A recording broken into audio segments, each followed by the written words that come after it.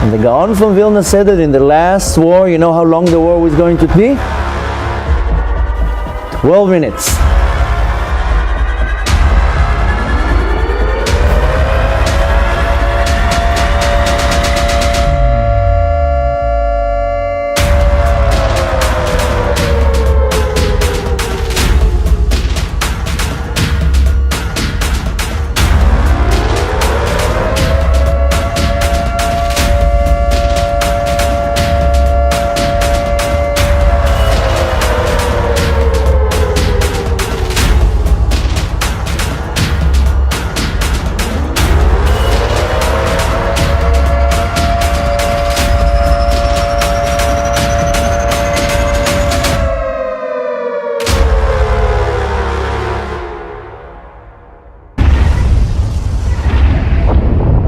Tonight we're going to talk about the most important topic. That's how I see it, the most important.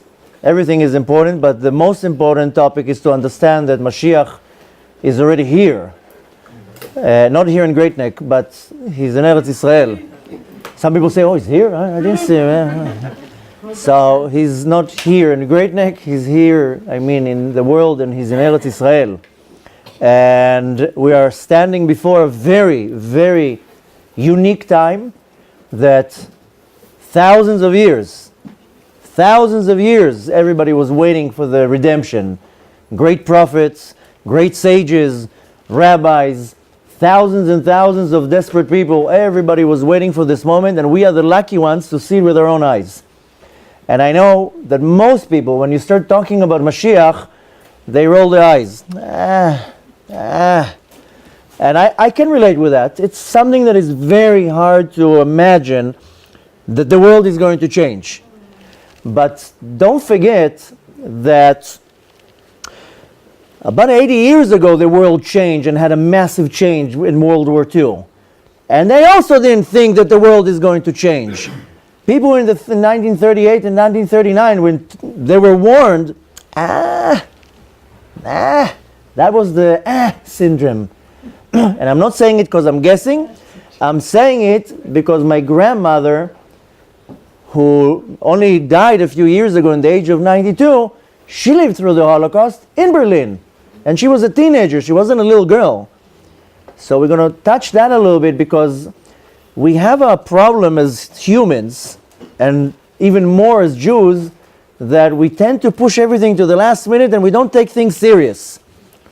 Even 3,400 years ago, when the Jews left Mitzrayim, they were and they saw Moshe Rabbeinu, and they had the syndrome.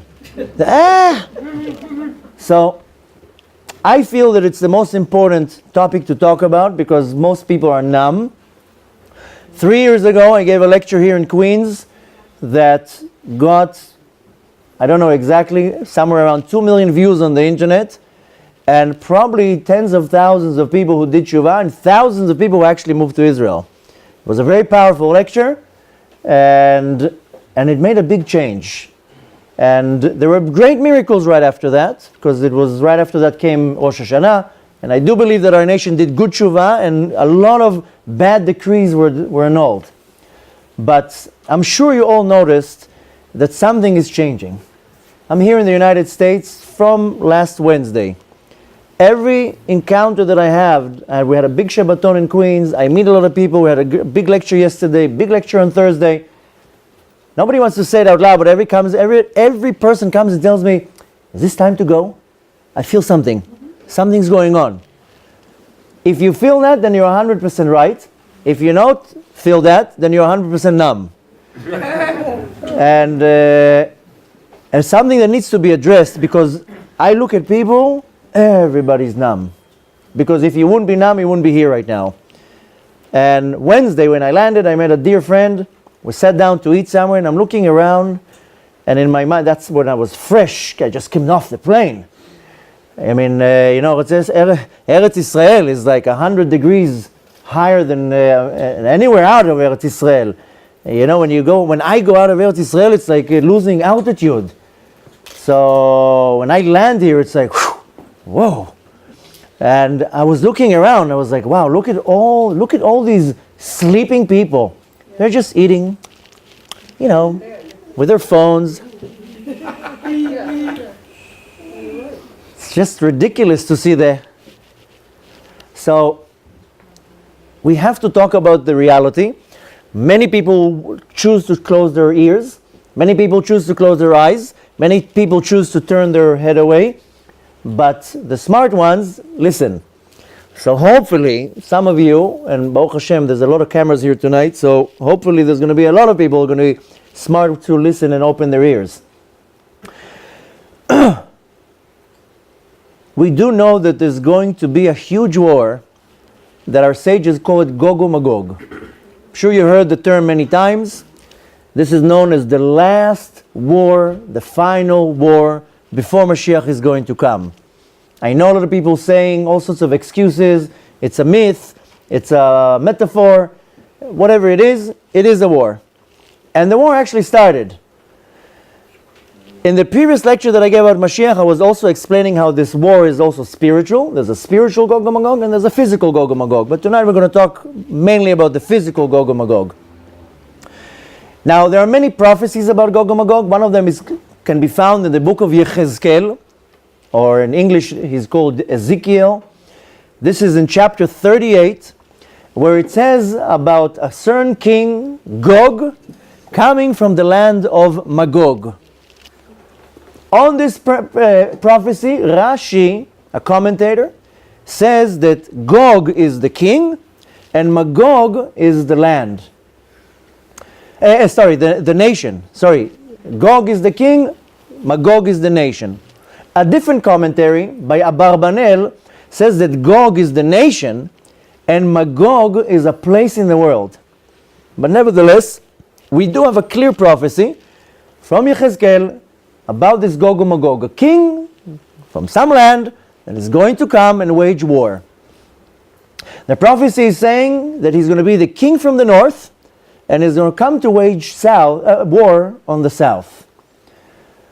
Not that I'm saying who's Gog, there are different of opinions who's Gog, but we do know of a certain ruler of one of the biggest countries in the world, one of the most powerful countries in the world, that is positioned in the north, and he's coming now south to wage war.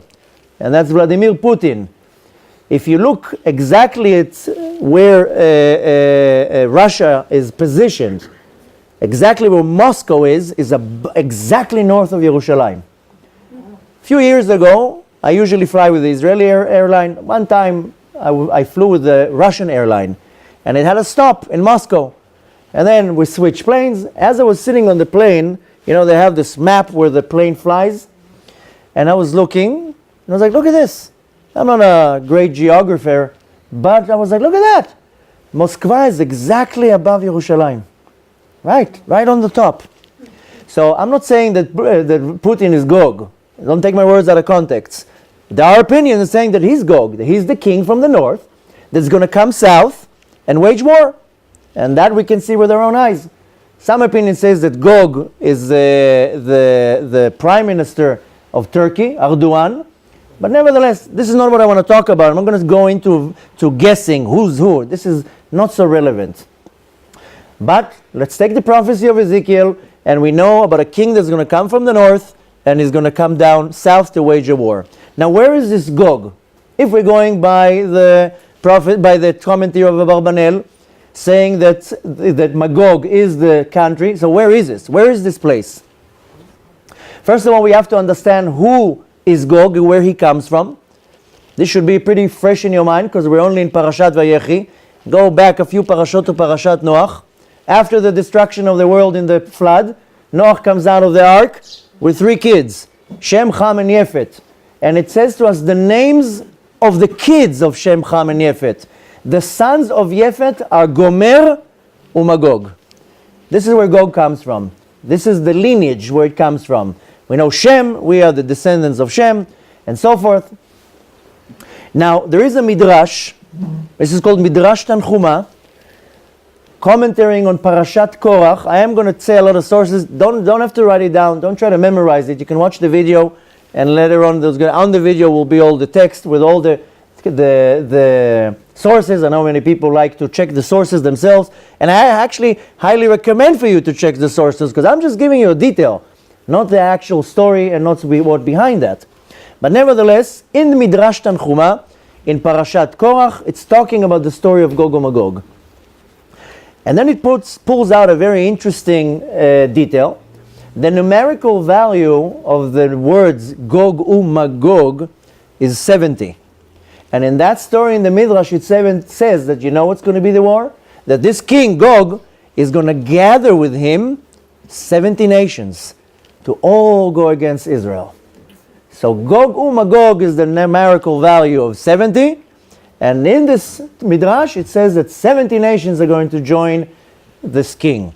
Now, I'm just going to do a small sidetrack. This is not 70 nations, but about 10 miles from here, maybe 15 miles from here, you have this building on the First Avenue. They call it the United Nations. They're all United Nations against Israel, by the way. They called the United Nations, but they dropped part of the sentence. So the majority of them are the United Nations against Israel. So we already see how physically, in front of our eyes, there are a few nations that we'll call them now our friends, but the majority are not our friends, and they're all against us. And by the way, when I'm saying Israel, I'm not only talking about the state of Israel, I'm talking about Bnei Israel, the Jews. Don't think that the war is against the land of Israel, it's about the Jews, Bnei Israel. Now, it says that the war is going to be around Yerushalayim. Not on Yerushalayim, not in Yerushalayim, which means not in Eretz Israel. Around Yerushalayim. I don't know if you believe the news. I wouldn't believe the news, because 90% of it is false. But nevertheless, the news a little bit tells you that there is a little war in Syria. It's not so big. It's just a few terrorists there shooting at each other. It's not a little war. There's probably about 400,000 or 500,000 deaths in Syria, just civilians. Half of the Russian army is there. Half of the Iran army is there. The American army is there. The Chinese army is there. The IDF is there. They're all there. I live 30 kilometers from the border. 30 kilometers. We hear sometimes the ground shaking, and it's not earthquakes. We see the jets flying sometimes. We hear it. It's not that it's far away. There's a massive war going on in Syria, and they also work in Lebanon, and it's all around. It's in Iraq. It's everywhere. So this is around Yerushalayim. Around means in a circle way. So also in the south, we have Gaza, we have Egypt. Daesh has conquered half of the island of Sinai. I mean, I know most people, they look at the headlines and they don't really see what's going on. But that's already a huge war. Now, going back to the Midrash, and this is going on Midrash Rabbah, on Parashat Tzav, where it says that Gog, the king, is going to come from the north and is going to come to the south, exactly how it says in the prophecy of Yechezkel. Now, where is this Gog place? And again, I'm not going to start telling you this guy's Gog, this guy's Gog, I don't know. And like I told you, it's irrelevant. But I'm going to tell you one very interesting detail from a Midrash. And you can look up it. The Midrash is called Midrash Chazal Tzror Hamor, where it's saying there, this is brought down by the Radak. Radak is Rabbi David Kimchi. And he explains there that about, give or take 2,400 years ago, a great warrior, Alexander Mokdon, he closed a city with huge walls and huge doors, and he locked in a nation in there. And this whole place is surrounded with huge walls, metal walls, and there's only one gate to this whole locked city.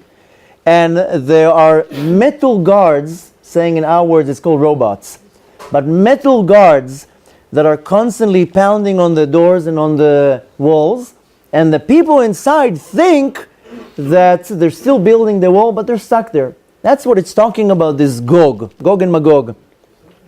And it's talking about walls of iron.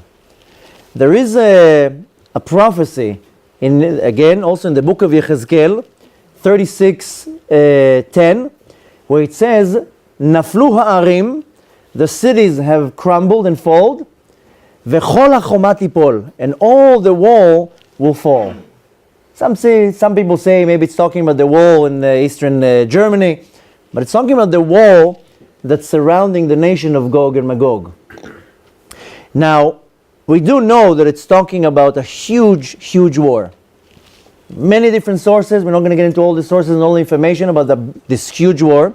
But it says that we have in our history three massive, massive wars. And it's not talking about World War I, World War II. It's talking about huge wars. The first one, it's the war of Avraham Avinu, after Lot was captured, and he ran after to get him. He went to war with 4 kings.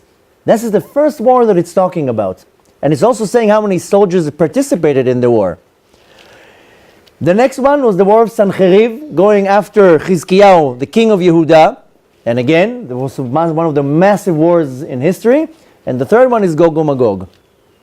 In all 3 wars, it says the amount of soldiers that participate in the war. You know how many? 2,680,000,000 soldiers participated in those wars. Whether it's a myth, whether it's a theory, whether it's a parable, it's not so irrelevant. It's for us to understand that it's talking about these 3 big wars, and they were huge, they were massive. Now, for example, if you take the structure of World War III, might not be 2 billion soldiers, but it's going to be a couple millions, if not 10, 20 millions. Now, there is another midrash brought down in Yalkut Shimoni on the book of Zechariah, and it says there very clearly there's going to be 3 wars, Gog and Magog, that are going to go against Yerushalayim. And again, when it says the word Yerushalayim or the word Israel, it's talking about us. Wherever we are, we can be in Germany, we can be in Israel, and we can be in America. It's not talking about the land of Israel, it's talking about against us. And it does say there very clearly in the book of Yechezkel, and it's brought down in Yalkut Shimoni about these 3 massive wars of Gog and Magog. Very interesting. There is a midrash about this, in this midrash in Yalkut Shimoni, that it says, who's Gog and Magog? It says, Gog is Afrikai veGermania. This is a midrash that was written 2,000 years ago. And it has the word Germania. Germania, of course, is Germany. So we already see how it's relating to the war. So we saw already 80 years ago what Germany did. Now, there are so much details, so much information, and so many prophecies and sources. We're not going to go through it tonight because really we're going to sit here for hours. We're just going to kind of summarize things so we can understand the point. There is a great, great rabbi who was the head of the Beit Din Yerushalayim. His name is Rabbi Moshe Staurenbach. And Staurenbach. He has a book that says Da Mashe Tashiv. I'm sure you're familiar with the Mishnah that it says Da Mashe Tashiv lo apikoros. No, you have to have enough information to answer somebody that is apikoros. He has a book that is called Da Mashe Tashiv. And he says there, in the name of another huge rabbi who's called Hagaon Yechezkel Avramsky, and he says that in the name of the Gaon from Vilna. This is all like a dynasty going, one rabbi giving it to another rabbi. And he says there, this is unbelievable. This is a prophecy said by the Gaon from Vilna. And the Gaon from Vilna wasn't here 50 years ago, over 200 years ago.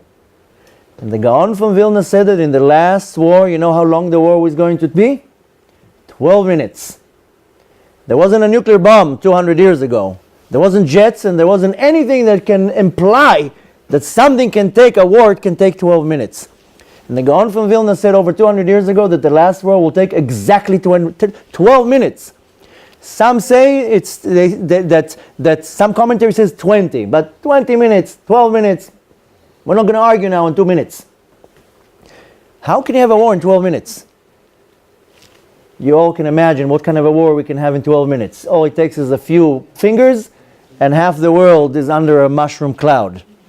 Now, interestingly here, it says there in this book, brought down by the Gaon from Vilna, Moshe Staurenbach, that in this war that will take 12 minutes, 1/3 of the world will die on the spot. 1/3 of the world will be injured, and 1/3 will survive. Last that I checked, we're about 7.4 billion people in this planet. So you're talking about 2.5 billion that will die right away, 2.5 billion that will survive, will be injured, and 2.5 billion, give or take, that will survive. Now, there is a Mishnah in Mishnah that's called Ediot. I know it sounds like a word that is not so nice. It's called Ediot, meaning from a testimony. This can be found in Mishnah B, Bet, and Mishnah Yud, in chapter B, Mishnah Yud. And it says there that the Mishpat of Gog and Magog will take 12 months. The trial. But we're not talking about a trial in a court case, meaning how long Gog and Magog will take? 12 months. Why 12 months? Because just to paint a scenario, a nuclear bomb can fall somewhere, will probably kill 2-3 million people, but then from radiation, starvation, diseases, and so forth, will take another month, and another month, and another month, and another month. The effect can go for at least a year, just radiation. So the first ones, the first third, they're in the impact, they die. And then the next third will take a whole year for them to die. So we're talking about 2/3 of the population of this planet that will die in this war. And then, of course, 1/3 will survive, and you're talking about 2.5 billion people. I mean, this is not like 2 survivors. And don't think that New Zealand is safe. I have a friend that ran away to New Zealand. He listens to me, he packed his bags, and he moved to New Zealand. He has an internet business. He's like sitting there on a beautiful beach, and he's all happy. He sends me pictures on this beautiful house he got, which I always tell him, you fool, if you're supposed to die, a coconut will fall from the tree right on your head and kill you. So, but nevertheless, there's not going to be one place in this world that's going to be safe. Now, what is the point? What is the reason for this war? Even though we know that, God, Hashem is called Ish Milchama, Hashem Ish Milchama is a man of war. But what's the point of the war? Why do you need this destruction and war and all this hardship? There are 5 reasons for this war. First reason is to destroy evil. This is called Leha'avir Memshelet Zadon. To take the rulership, the leadership of evil, which is all the governments that we're dealing with. All the governments are corrupt. I can guarantee to you there's not one country in the world that the government is not corrupt. Police, politics, whatever it is, courtrooms, courthouses, judges, is to kill all the evil people. Can you imagine what a selective bombs it's going to be, how it's going directly to all the evil people? This is called Le'avir Memshelet Zadon, to destroy all the leadership, all the politicians, I mean the bad ones. I don't know if there's some good ones, but anything that is evil. The next thing is to fulfill a prophecy that we say every day, V'haya Hashem lemelech al kol haaretz, to prove to the entire world that we have one king, and that's God. And everybody will see with their eyes. There's not going to be a question who did it, what did it. Everybody will see that Hashem is the boss. As we pray on Yom Kippur, sheyeda kol pa'ul she'ata pe'ulato, that every person will realize that I am completely a creature of Hashem, that everybody will know the existence of God. There's not going to be such a thing as somebody doesn't believe. Everybody will believe after what they see with their own eyes. The third, this is called nekama bagoim, revenge on the nations that went against us for the last 4,000 or 5,000 years. Any nation, any person that went against the nation of the Jews, there's going to be a nekama. There's going to be a revenge. Hashem will take their blood back. The fourth one is that everything that was taken away from us as a nation. In the Holocaust, we were robbed. Forget about being murdered. We were robbed from our houses, from our jewelry, from anything. Paintings, history, whatever it is. If it's the Spanish Inquisition, whatever it is. Anything that was taken from us will be given back. So all these treasures that were taken from us will be returned to the rightful owners. And the fifth reason for this war, and this is where you need to hold the chair, is to make a selection in the nation of the Jews who's going to stay. Because some will not stay. And this is mainly the reason why we want to talk about it, because you need to constantly ask yourself, am I going to survive this war? We already have the revenge on the nations, we have everything else. But am I going to survive this war? This is the fifth reason for the war. And part of the nation will survive, and these are going to be the ones who did tshuva. It says, Mi she'achzor b'tshuva, any person that will do tshuva, real tshuva, then will survive. And the ones who don't do tshuva, ye'abed, will have to leave the world. And tshuva, we're not going to have time now to talk about tshuva. I have a lot of classes online what it means tshuva. There's a beautiful CD outside with 25 or 26 lectures about tshuva. Tshuva is not to just put a yarmulke on your head and come to the shul once a week. And tshuva is not about saying, I love Hashem. Okay, I love Hashem too, but what do you do about it? Tshuva is that you repent and you are devoted to the Torah. And we'll talk about it soon. You know what's the unbelievable hashgacha pratit that I prepared my notes today, what I want to say, what's the most important thing? I mean, I only have about an hour and a half to give over the information. I have information for 15 hours. And I noticed something unbelievable. And everything happens by hashgacha pratit. We planned this visit about 3-4 weeks ago. And when I contacted Yaakov, when are we doing the lecture in Great Neck? Then it worked out that today is going to be the lecture Sunday. I don't know if you noticed which parasha we're in. We're in Parashat Vayechi. This is the first parasha in the Torah that there's a clear notice about the redemption. In this week's parasha, Yaakov tells his boys, Bo ve'asfu elai, come and gather around me. I will tell you what's going to be in the end of days. In this parasha. And this is the day we decided to do the lecture. Now we already have prophecies already in Sefer Bereshit about the coming of Mashiach. I'm talking about Parashat Bereshit, in Parashat Noach. But here it's clear that Yaakov Avinu says clearly, it's in the Torah, it's not a commentary. It's not Kabbalah or Zohar. It's in the Torah. It says, Bo v'agale lechem et ma shikre b'acharit hayamim. Come and let me tell you what's going to be in acharit hayamim. And you know what the Midrash says about that? That Yaakov was about to tell them how Gog and Magog will crumble and fall. Yaakov was about to tell them when Mashiach is coming, who's Mashiach, how it's going to happen. And then you know what? This says in the Talmud, can be found in Tractate Pesachim, that he was about to give them all this information. He lost his thought. How many times it happens to you? You're about to say something and you lose your chain of thought.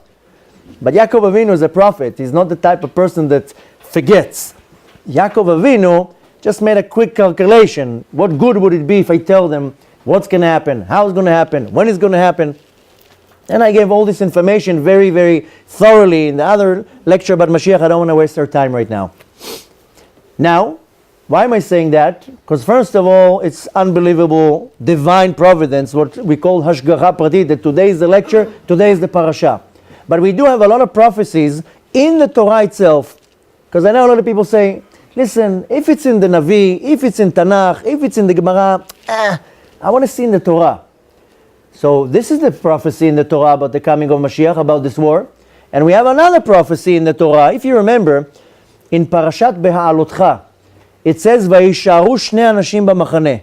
2 men stayed in the camp. Who are these 2 men? Eldad and Medad. And they started having prophecies. What did they have prophecy about? The Talmud in Masechet Sanhedrin said they were prophesying about all the war of Gog and Magog. That's what the prophecy that they had. So we know that also in the Torah it's already mentioning, and we have prophecy about this final war.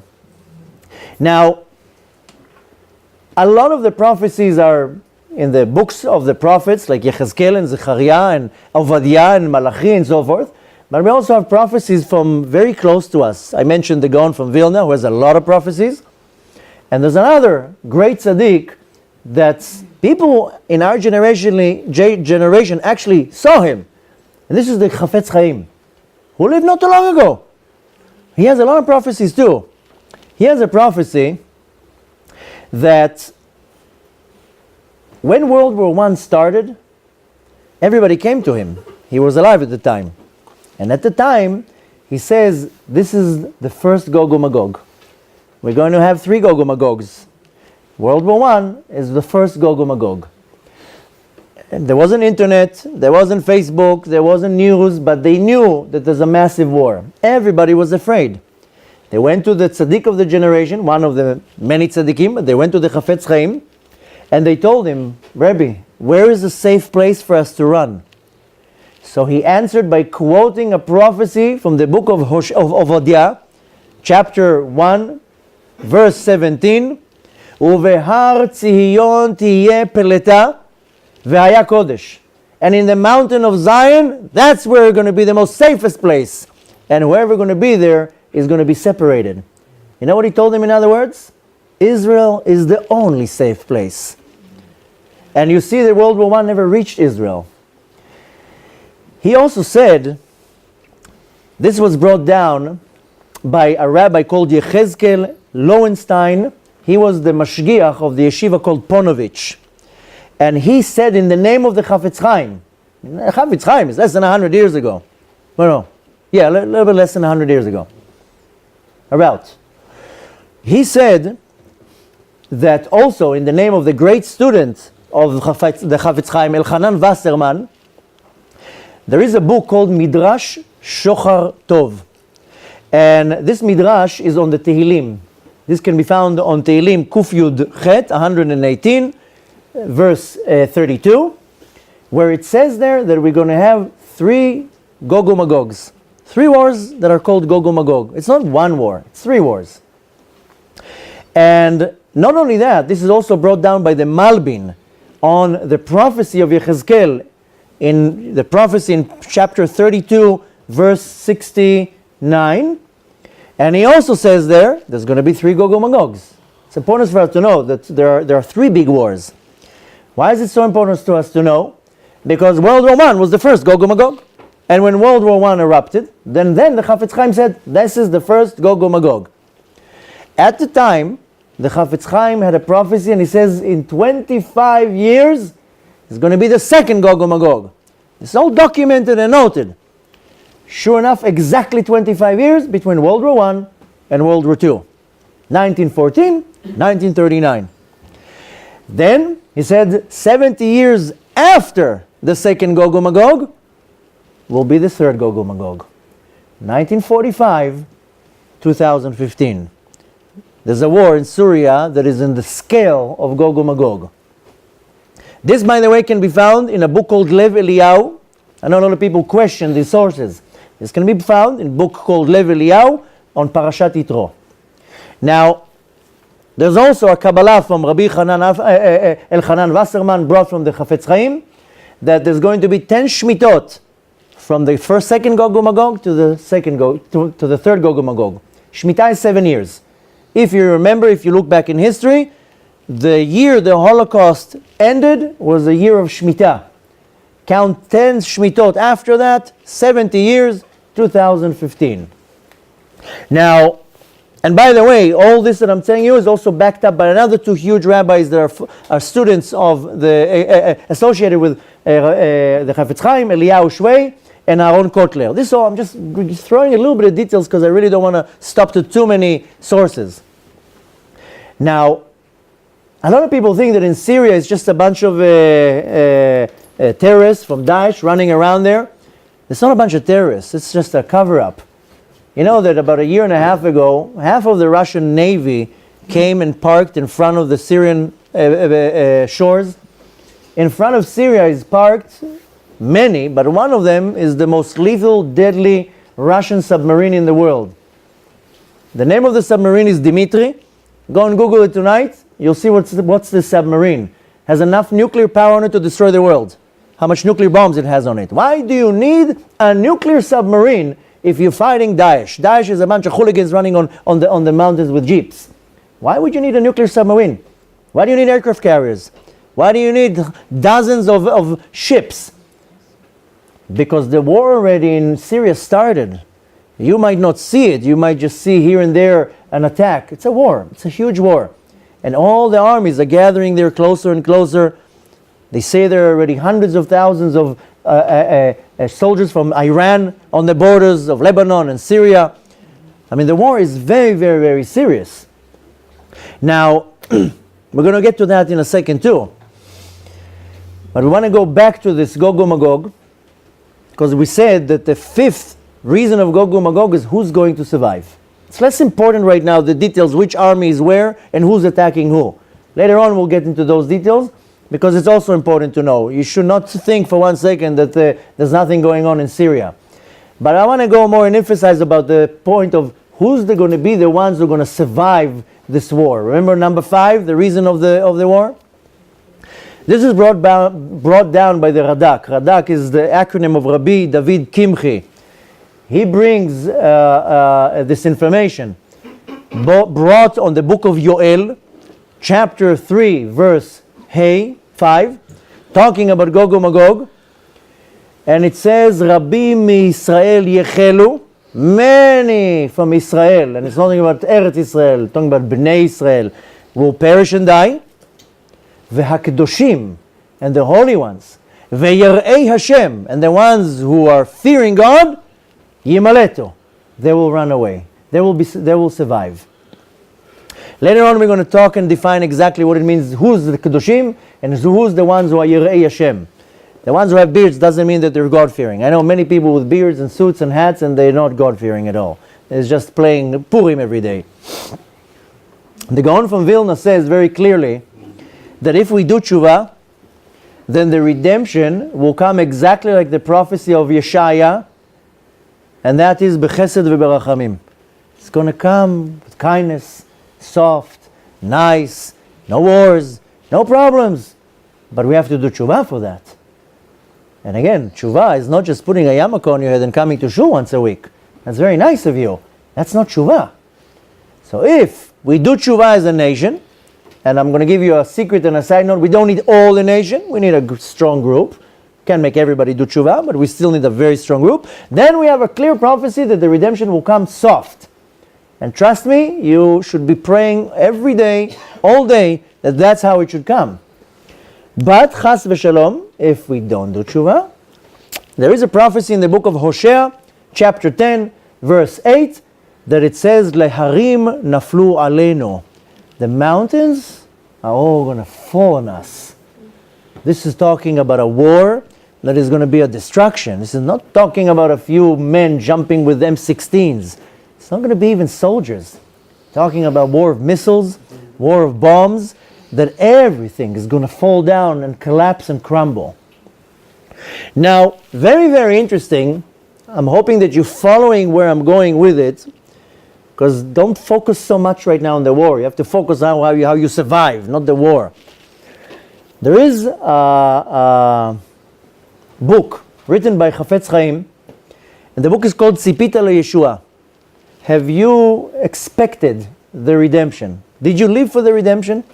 You know, it's one of the 13 principles that you have to believe in. That I have to believe, that Mashiach is coming any day. If you don't believe in that, you don't have a chelek l'olam haba. More than that, this was brought down by the Midrash, that we know that when a person dies, he goes up to the heavens. He goes to his court case. They ask him questions. The first question they ask the soul is, have you dealt business honestly? Hey, masakta beyosher. We all do business. Even if you're not a business owner, you can be an employee, but you can still steal from your boss. You can take staples, and you can take, papers from the printer, or use the phone. The first question is, Haim asakta beyosher. Now you can completely dissect now this whole idea. We're not going to get into it, but I can give you a hint that it's not only talking about business. Im asakti beyosher. It means if I was honest, if I was a man of truth. Yosher. Yosher means truth. Man, woman. Don't think I'm segregating. The first question they are caring about in the world above is if you are honest. If you're honest to other people, if you're honest to yourself, if you're honest to Hashem, it's all about honesty. The Torah is called Emet, Moshe is called Emet, the seal of Hashem is called Chotam HaEmet. It's all Emet. If you're living a life of a lie, sorry to tell you, Lo asakta beyosher. You didn't deal in the world here with yosher, with integrity, honesty. and being truthful. The second question they ask the neshama when it comes up to Shamayim, Haim kavat aitim laTorah? Have you set times to learn Torah? Nobody's expecting you to learn 5 hours a day in a yeshiva. Nobody's expecting you to be Rabbi Kanievsky. But did you set times to learn? Even if it's once a week. Once a week, 1 hour, come to learn Torah in the shul. Once a week is nothing between us. Minimum 2 hours a day, minimum. That's not to warm up the engines. And I'm talking about any person. And don't look at me like 2 hours. You know why I'm telling you don't look at me like that? Because you're 2 hours on Facebook. So at least be 2 hours and learn Torah. So 2 hours is nothing. What's 2 hours? Half an hour in the morning, an hour in the afternoon, half an hour at night. What can you do in 2 hours? But nevertheless, they asked the neshama, have you set time to learn Torah? And now I'll give you a discount for a second. Okay, even if it's once a week, but did you have set times? And the third question they ask the person when he comes to the heavenly court, Haim tzipita leYeshua? Have you waited, longing for the redemption to come? Now you think you can lie in the heavenly court and say, yeah, of course, what are you talking about? Every day! Well, you're kidding. You didn't even think about it. So these are the three questions they ask the soul when it comes to the heavenly court. And the third one is the one that we want to focus on, tzipita leYeshua. Letzapot means to have expectations. It's not just to say, yeah, it's to want it. And every second to want it. You know why everybody in this planet, everybody including you, are suffering from hardships? Everybody in this room. If we make now a vote, I guarantee to you not even one person will raise their hand if I ask you, is your life smooth and perfect? One will say, yeah, Baruch Hashem, I'm married, but parnasa is very bad. Another person will say, I have good parnasa, but I don't have a wife.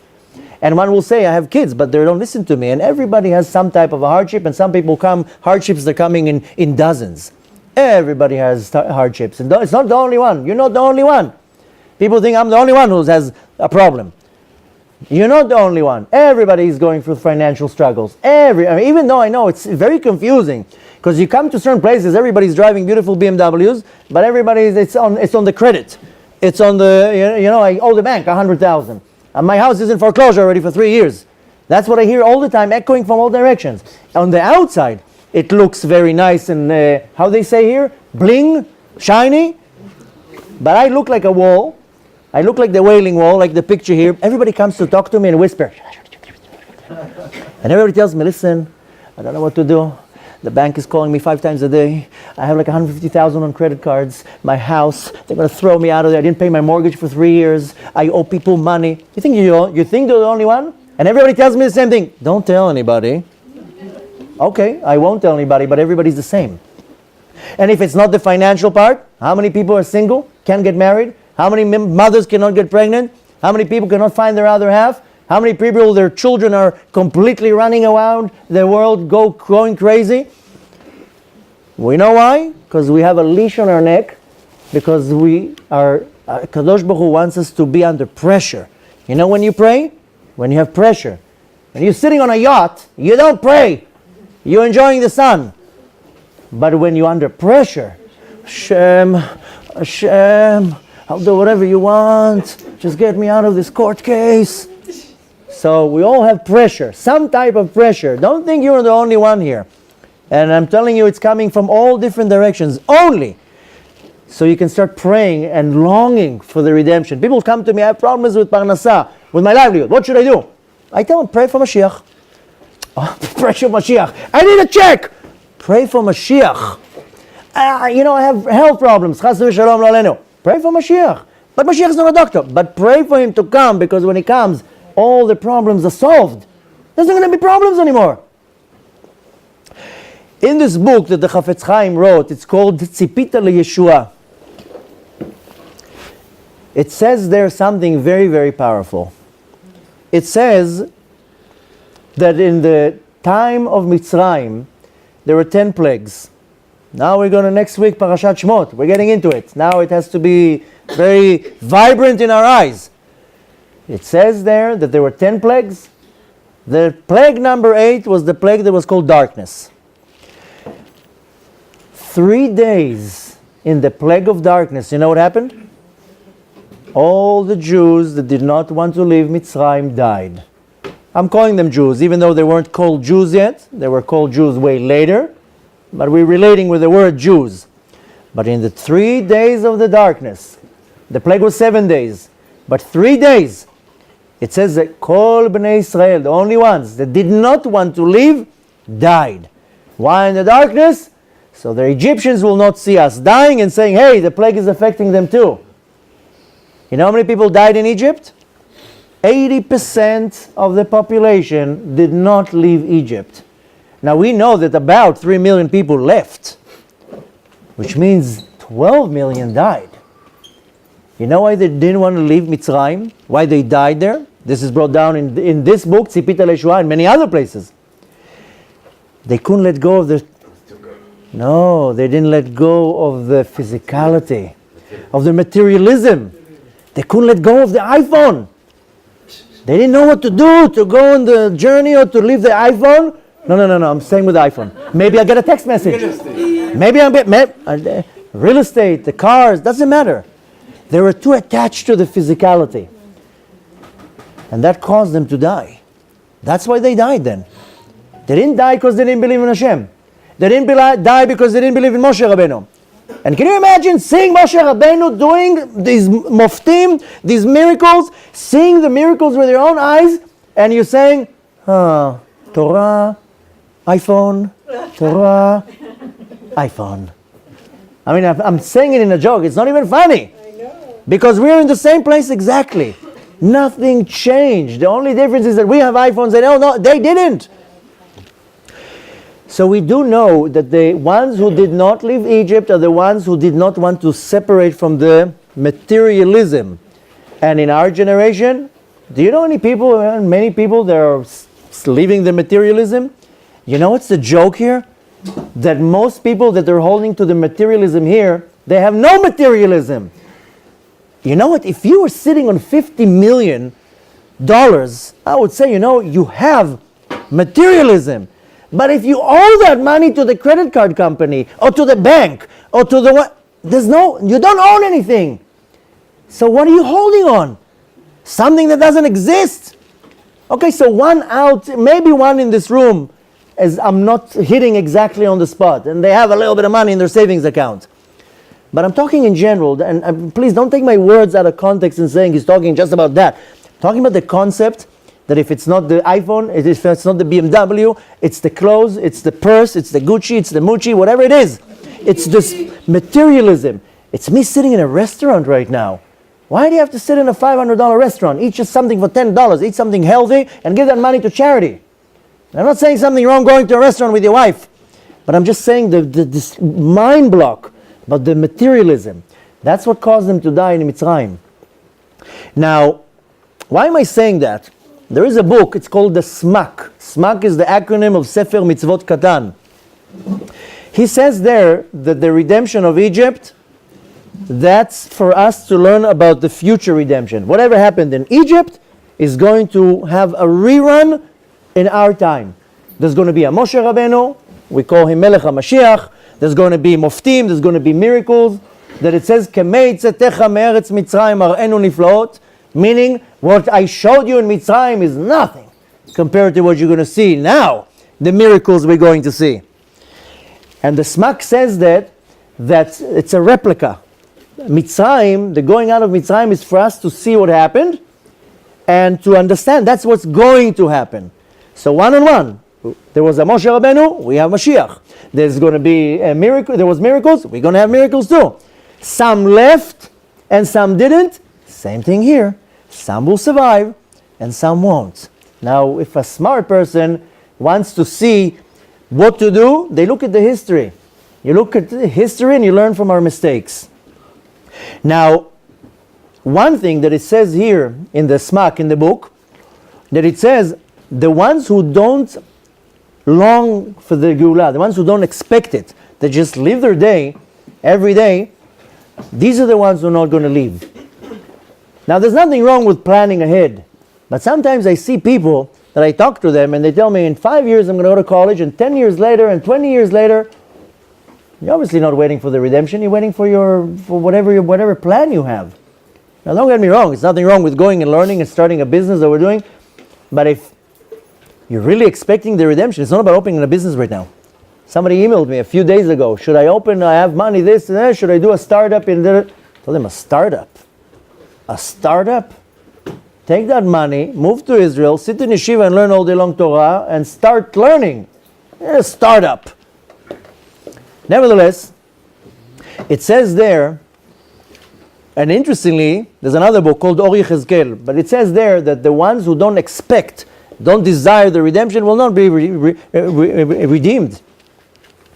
And there's, in this book, Or Yechezkel, that can be found in chapter 3, page 70, and it says there, very, very interesting, it says the exact same thing. In order to be redeemed in the redemption, you have to wait for it, and believe in it, and want it. Very, very sad, you know, it says in the Zohar, this can be found in Parashat Shmot, that it says there in a lot of details what's going to happen at the time of the redemption, to over 2,000 years ago. And it says there that we're going to have 15 days of darkness before Mashiach comes in this huge war. 15 days of darkness. First of all, why? Because there's going to be a lot of people who are going to die. Then comes the question, how? How?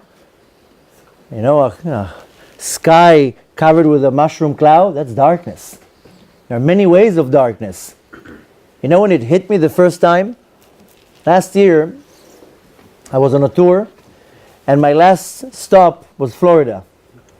We landed in Florida, my daughter was with me, beautiful sun, everybody's, happy, and I see people are running like maniacs.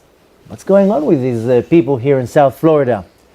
After a couple hours that I'm there, I'm talking to my wife, and she tells me, didn't you hear?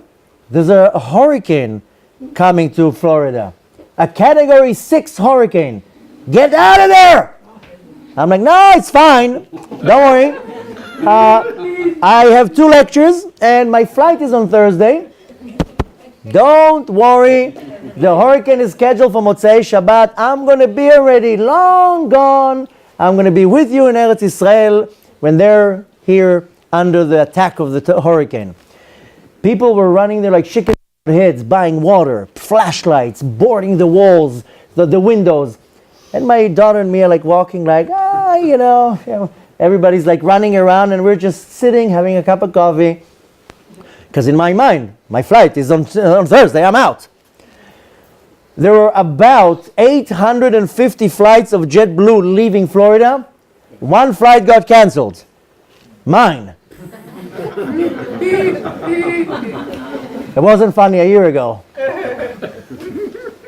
1 flight gets canceled, and that's my flight. And I'm like, excuse me? Why would you cancel a flight going out? Cancel a flight coming in. Took about 10, 15, 20 hours that we were starting to look around. Can I buy a ticket? Yeah, for about $7,000.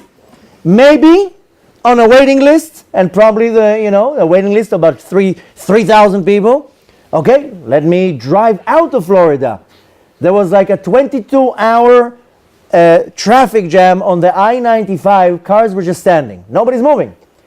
Calling to a hotel? Hotel? Yeah. Hey, what do you mean a hotel? Long story short, we got stuck in Florida. In Hurricane Irma, Baruch Hashem, it turned out to be a less destructive than what it was. It went a little bit to the more west side of Florida. That's the point. The point was that from Shabbat till Tuesday, there wasn't electricity. The electricity went down. The airport got hurt. I only left on Wednesday. 4 days without electricity. It was like 190 degrees there. I almost disappeared. 100 kilos just evaporated in sweat. I mean, there's no air conditionings there, and the humidity is like 5,000%. I was just sitting in the tub with water, and there's no electricity. Food slowly starts running out. There's no air conditioning. We were really paralyzed from the heat.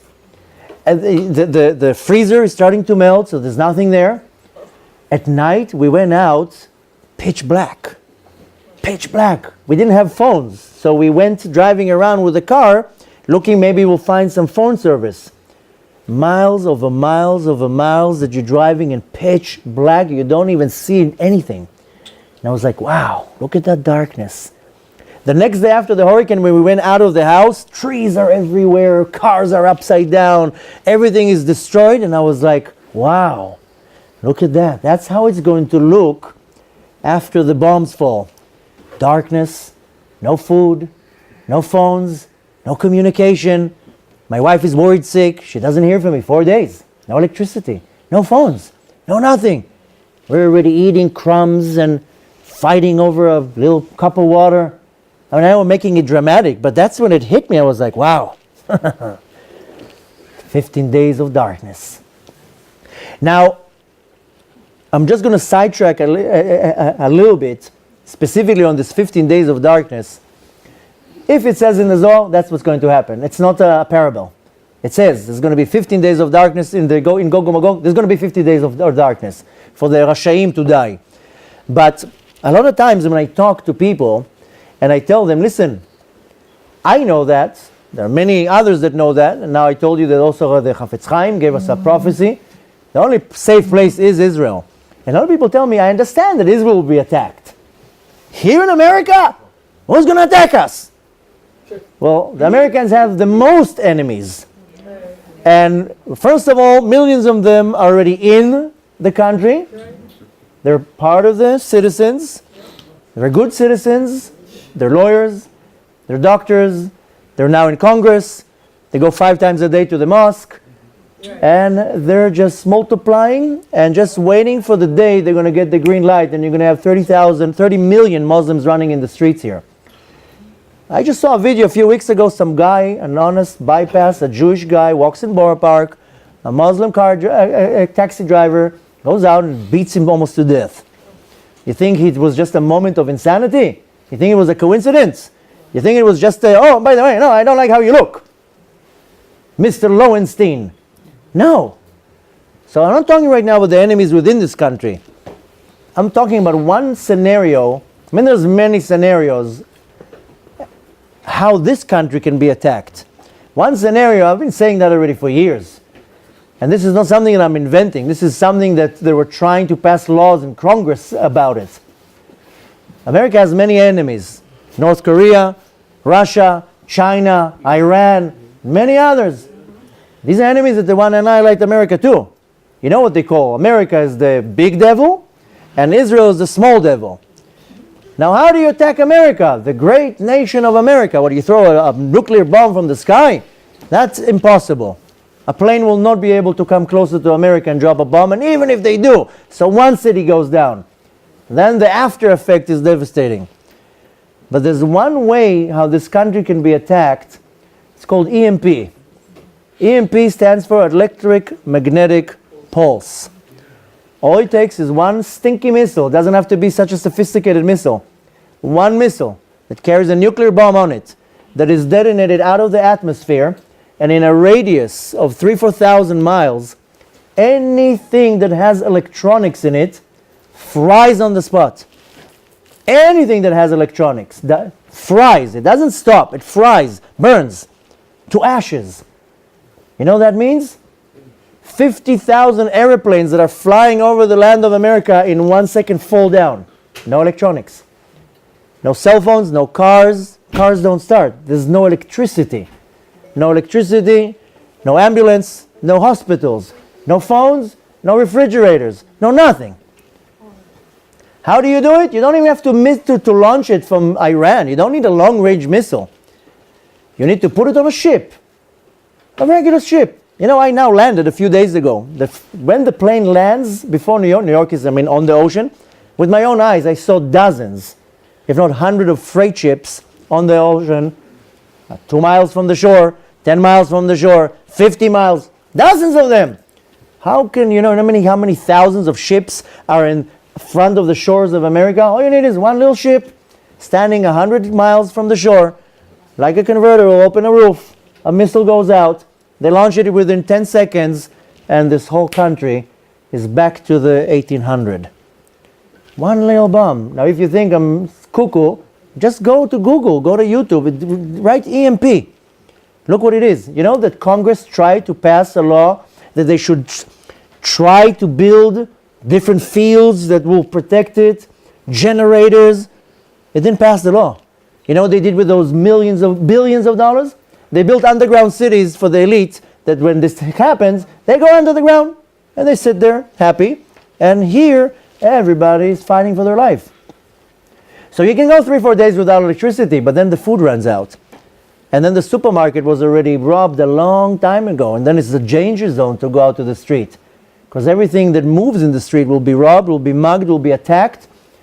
It says that if chas v'shalom an EMP hits the United States within about 1 year, 90% of the population of the United States will die. From starvation, from diseases, there's no sewage, there's no nothing. Everything shuts down. So this is one scenario out of many, how even this great country can be attacked. And this is not some theory, and a lot of people say, wow, I don't know what movies you're watching, you seem a little bit cuckoo.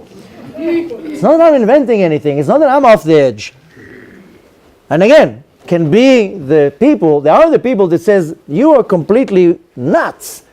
I don't even know what you're maybe sitting in some beach and smoking opium. I don't even know what's going on in your mind. Where are you coming up with all this nonsense? So you have the choice of believing or not. You can say that I'm crazy and then I don't want to tell you and then.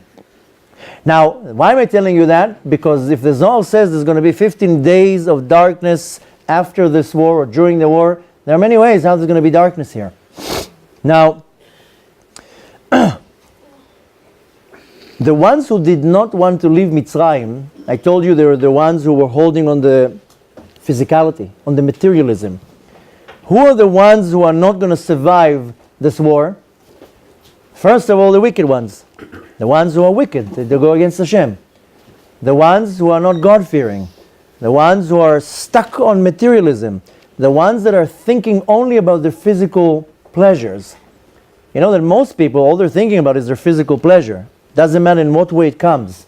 It can come in alcohol, can come in drugs, can come in marital relations, can come in gambling, can come in many different ways. One thing that I noticed, this is something I've been saying already for years, nobody seems to listen. You know what's one thing, how we treat our body and we have a lot of pleasure? It's called food. Everybody likes going to restaurants. Tonight we're having sushi. Tomorrow we're going to have chops.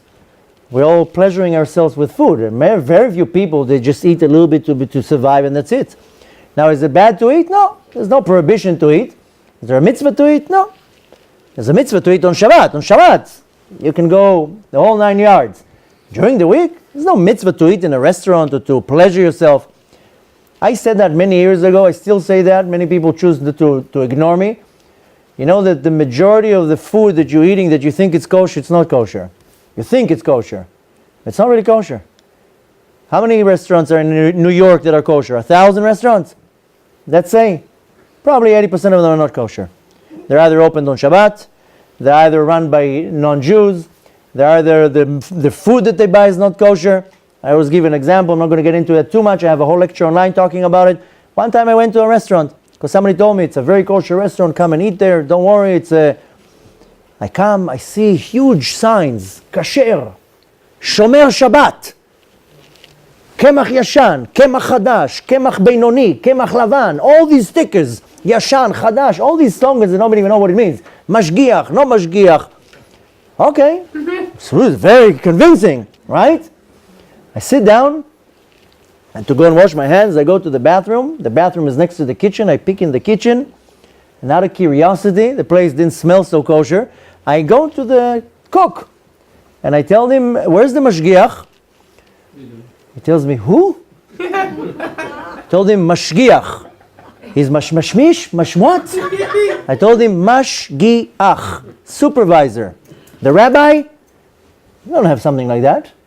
Told him, is there anybody come to check the kitchen? No. Check the kitchen? What's wrong with the kitchen?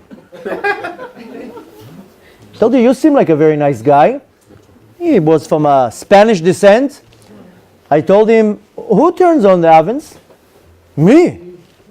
You turn on the ovens? Who turns on the gas? Me. Nobody here comes to turn on the ovens? No. So what makes this place kosher? Oh, he shows me the products. See? Has a U. You think I care that the salt is kosher? You turn the oven. I want to order now. It's a dairy restaurant. I want to order now a scrambled egg. Do you check the egg? Check the egg. It's an egg. I said, do you check it? You have to check if there's blood in there. No. And with my omelet will come a salad. Do you check the lettuce? Check the lettuce. What are you talking about? They're like, what makes your place kosher? I told him, are you open on Shabbat? Oh, no. I come 3 hours before the end of Shabbat to open up and start cleaning. But we only open the door after Shabbat. So the place is open on Shabbat. So what makes you kosher? Then once a year, some fake rabbi comes and gets $10,000 and he gives you a certification. Rabbi so-and-so made it kosher. And you see people there with beards and yarmulkes, eating like, excuse me for the effects, but eating like there's no tomorrow. And you pass by, you see people with yarmulkes and beards. Oh, of course it's kosher. And you're being fed junk. I'm not talking about now meat. Meat, don't even get me started with meat. 90% of the meat in the world is not kosher. And I have many classes not online. But 90%, listen to what I'm saying here, of the meat is not kosher. And I'll give you a few examples out of many. First of all, if the animal was tortured before it was slaughtered, it cannot be kosher. And the animals, how they're grown in this generation, are in cages. They're injected with hormones and all sorts of junk and antibiotics. And they live like this, and they're tortured, and they beat up. And the funny thing is that people are saying, you know, the red meat, that I don't touch, but chicken I do. Chickens are more not kosher than the red meat. You know that the halacha says that if a bird, a kosher bird, chicken, a duck, turkey, if it falls from a height of 1 meter, it needs to flap its wings to stop the impact. If it did not flap its wings to stop the impact from a height of 1 meter, the bird is not kosher. I don't know if you've ever been to a kosher plant, how they're coming with the trucks and they're just throwing the crates from the truck. That's way more than 1 meter, and the birds don't flap their wings. There's a great rabbi in Eretz Yisrael, Rav Amnon Yitzchak, who did a whole documentary, hired undercover people with undercover cameras going into all these mashchetot, to the slaughterhouses, where he interviews the slaughterers, and they say, you have to slaughter 800 chickens a day. How can you slaughter 800 chickens a day? It can't be. There's no chance that it's kosher. And this is just one example out of many. So 90%, and people think I'm completely off my charts, but that's not the reality. If you worry about your spiritual health, then you have to look into the food that you're buying. I'm not talking about now nutrition, that don't even get me into that. But the point I'm talking about now is the kosher. And why am I saying that? Because to be Yerei Shamayim, to fear God, you cannot have fear of God if you're not eating kosher. If a person doesn't believe in Hashem for any type of way, it's because he's not eating kosher. If a person has doubts in Hashem, it's because he's not eating kosher. If a person has a Yetzer Hara that is out of control for forbidden relations, which is 99% of this planet, it's because they're not eating kosher. Everything is because of your food. Now, if you're not eating kosher, your mind is going to be distorted and dirty, excuse my language. Your behavior is going to be animalistic. All day long you want to procreate or to enjoy marital relations. It's called arayot. I know it's a PG-13 tonight, but you have to understand what's going on. If you feel that your mind is out of control, then you have to check the system. If a person eats 100% kosher, he doesn't have impure thoughts. Yeah, he sees an attractive woman, but right away the head moves around. Okay, she's a woman, big deal. Big deal. It means I have to go out of my skin now to jump because a woman is wearing high heels. Oh! Most of the people in this planet, look at the desires and the lusts that they have. You backtrack it for kosher. When I became observant, that's the first thing I did, eating kosher.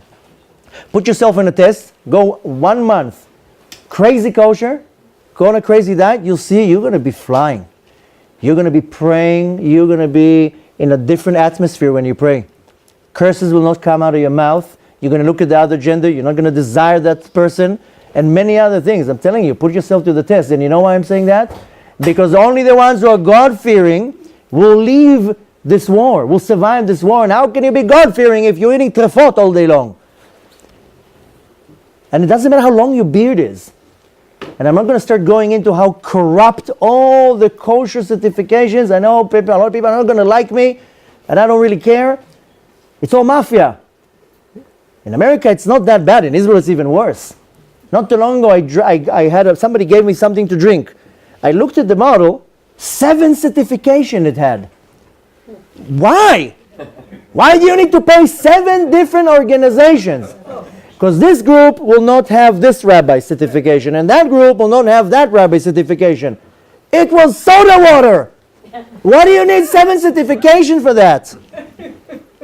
I mean, you see where I'm going with that? We had a big argument. When I lived in America, my daughter was in a school, a religious school, of course, and we didn't want them to feed our kids. So we sent them with our food. The school didn't accept our food. We have a problem with kashrut. I told them, you have a problem with kashrut? You don't believe me that I'm sending with my daughter a kosher sandwich? We don't want you to feed my daughter because all you feed her is junk. It's fake food, what they feed in schools. They let them drink Coca-Cola.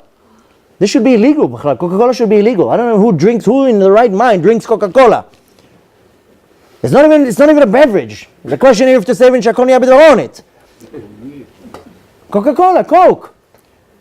And we were arguing with the school, we don't want your food. What's in your food? All sorts of weird things, MSG and GMO and all sorts of food that you can't even chew. It's not really food.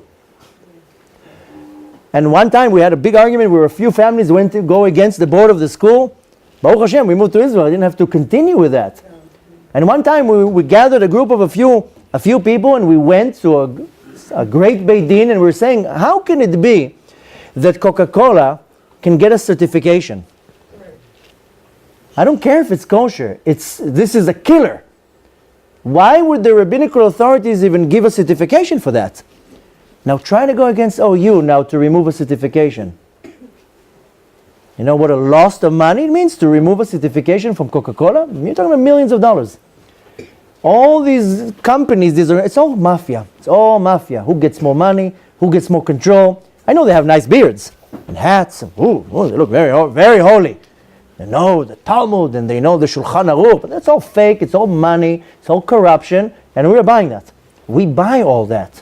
I lived once in a neighborhood, that's how ridiculous it was. The Beit Din had an argument, so the Beit Din split. One rabbi was sitting in this office, the other rabbi was sitting in that office. Half the community went after that rabbi, so they didn't shop in the pizzeria of this guy, and the other community went with this rabbi, so they didn't shop with that pizzeria. That's not kashrut, that's called politics. That's called deception and corruption. And this is just one point out of many.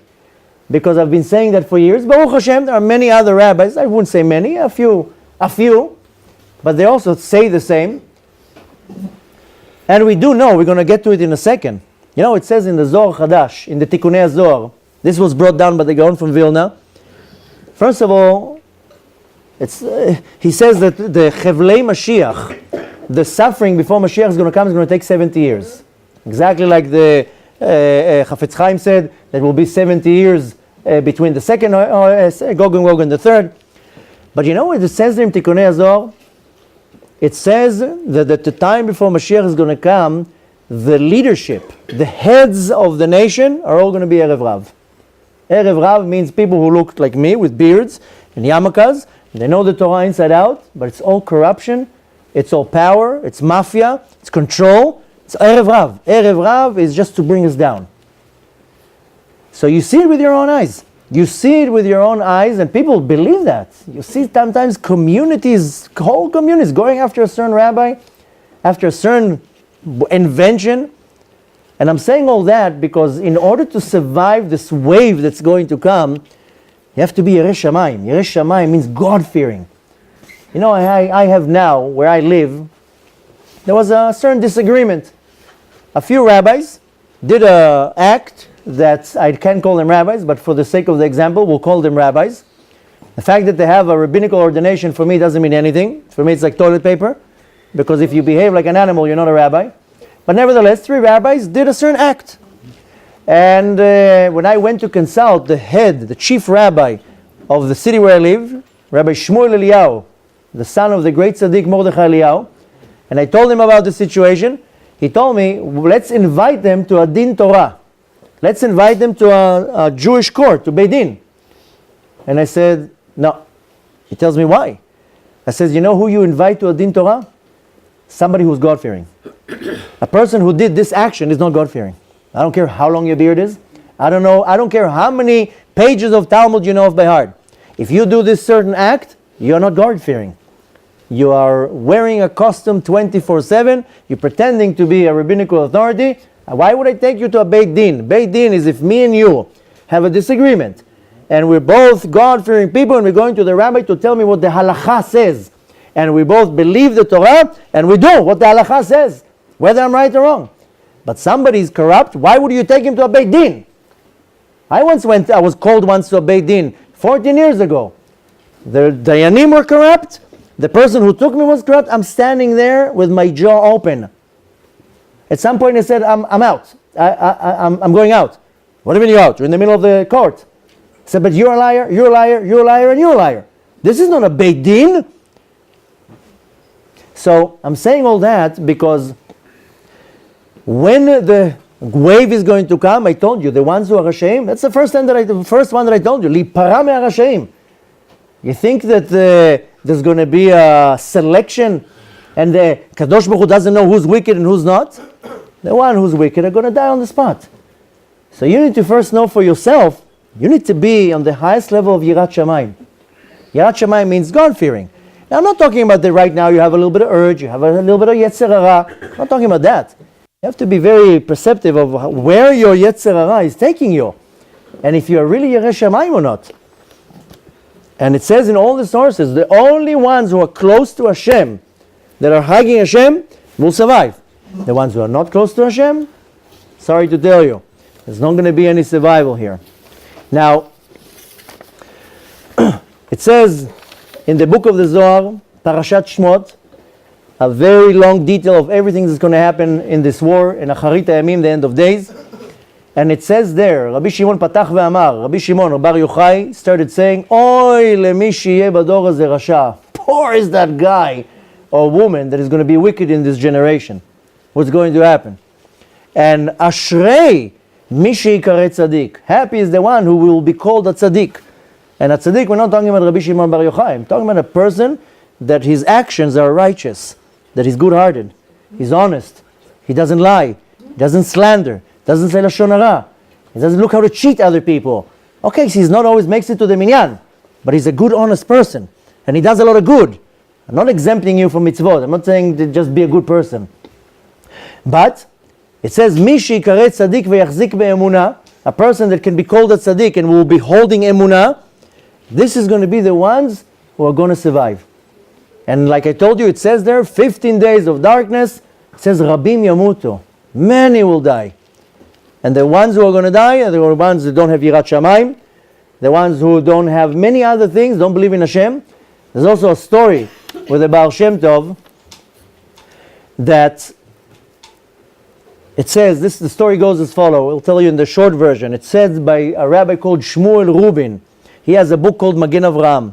And he says in the name of a great rabbi called Tzvi Moshkovich, who has a book called Me'ariaz Margaliot, who says it in the name of the rabbi, famous rabbi from Marinov, who says it in the name of the rabbi of Elazar Midezinkov, who says it in the name of the rabbi Harav Meruvshitz, that one time he spent a Shabbat by the Chozeh from Lublin. And suddenly at some point during the Shabbat, the Chozeh from Lublin, who we know had Ruach HaKodesh, stopped, closed his eyes, and he was like this. And he started crying. He started mourning. And then he said, why are you crying and mourning? So he says that he's quoting the Baal Shem Tov, that the Baal Shem Tov once had what's called the Aliyat Neshama, when the Neshama goes up to the world above. The Baal Shem Tov went up to the world above, and he saw thousands of angels all around a huge, huge pot. The Baal Shem Tov tells the angels, what is this pot? The angels elevate Baal Shem Tov above the pot, and they tell him, look inside. The Baal Shem Tov looks inside, and he sees a pot full of hands and legs. And he tells them, what is this pot for? And the angels tell him, that at the time before Mashiach is going to come, will come back to this generation all the souls from the generation that is called the generation Dora Aflaga, the ones that build the tower to go against Hashem. And will come all the souls from the generation of the flood. And all these souls will come down here, and what are they going to bring into this world? Pritzut. Pritzut, it means not modesty, the opposite of modesty. And the hands and the legs that you're seeing is going to be all the hands that are exposed and all the legs that are exposed. And these are going to be the souls that are going to come back down to this world, and they're going to bring impurity to the world. And in Hebrew you say pritzut. In English I don't know how you say it. In English you say half naked. 99% of these people on this planet are half naked. Wherever you go. Women are not modest. Men are not modest. There's no modesty. And then there's women and men all along together. And then men and women and men and dogs and whatever there is, all sorts of nonsense. I mean, it's not even funny. You think I'm joking tonight. I'm not joking. This is not funny. When you have a gay parade in Tel Aviv, and 250,000 gay people running around in the streets. I mean, do you think this is what Hashem wants? This is exactly what he said, that the Baal Shem Tov went up and he saw all that, and he says all these hands and legs are going to be the hands and legs of the people who come here at the time before Mashiach comes, and this pot is prepared for them to cook them, to bring them down to Gehenom. So when it says who's the ones who are not going to survive, the ones that don't have Yirat Shamayim, the ones that have pritzut. There's no modesty, and the modesty is not necessarily the clothes. It's also the behavior and the thoughts and the speech and the actions. And then there's another problem that we have in our generation. I'm just giving you all these tips so you can kind of see what's going on. There's another thing going on in our generation. I don't know if you noticed, but there's a war in Syria. Everybody fighting with each other. There's a war in Iraq. There's a war in Yemen. There's a war in Ukraine. There's everywhere wars. And you know where's the biggest war? I'll give you a few seconds, see if you can guess. We will fight each other all day long. He's Sephardi, he's Ashkenazi. He's this, he's that. He's straight, he's crooked. He's this, all day long we fight each other. I don't like this guy. Why? He belongs to that shul. I don't want to listen to this rabbi, he's from that group. All day long we're fighting with each other. All day long. Everybody's fighting with each other. It's called Sinat Chinam. That's why the second temple was destroyed. Second temple was destroyed from Sinat Chinam. And up until today we don't have the Geulah because we have Sinat Chinam. And don't think for 1 second we don't have it. If I have to find a reason why we don't have Beit HaMikdash and Mashiach, it's because of Sinat Chinam. We have a lot of Torah. Baruch Hashem, go to YouTube, there's millions of hours of Torah. Yeshivot all over the world. Some yeshivot you go in, 1,000 students in one shot. And where did we have so much Torah in any generation? We have so much chesed. You know how many charity organizations are out there? How many tzedakah people give? How much chesed people help? We have a lot of good things. But we have Sinat Chinam in storages. The Sinat Chinam is out of control. So we have all these things that are bringing us to a point that we have to understand that this war is coming whether you believe in it or not. If you're smart, you prepare for it. I mean, there is a chance, if we do tshuva as a nation, that there's not going to be a war. Is it possible? Everything is possible. Can it be done? Of course it can be done, but everybody needs to get their act together. It means serious tshuva, you know what it means? We had almost a Holocaust 2,000 years ago, over 2,000 years ago, with Haman, who came and said exactly like the Ayatollah in Iran right now, I'm going to destroy you. People think this guy is joking. They think he's doing like stand-up comedy in Iran. He's saying straight out to the cameras, I am going to destroy you. Why don't you get here? And people are like, oh, I'll go back to my coffee. The guy just said he's going to destroy you. Hitler said that 90 years ago. Think somebody believed him? They're like, So Haman also said, I'm going to destroy you. But then we had a Mordechai who said, listen guys, we have a sword here. In a year from now, we're going to be destroyed. What are you doing about it? And they did tshuva. And they did such tshuva, that was a miracle. You all know the story, I don't need to tell you. Purim is in 2 months. We all know the story of Purim. So of course there's a chance that we can do tshuva. No question here. But, I think you moved the camera. No. I'll move. Of course we can do tshuva. Of course we can change. Of course we can bring the Geula. But last week we read, not last week, 3 weeks ago we read that Yaakov, when he came out of, now you moved it even more.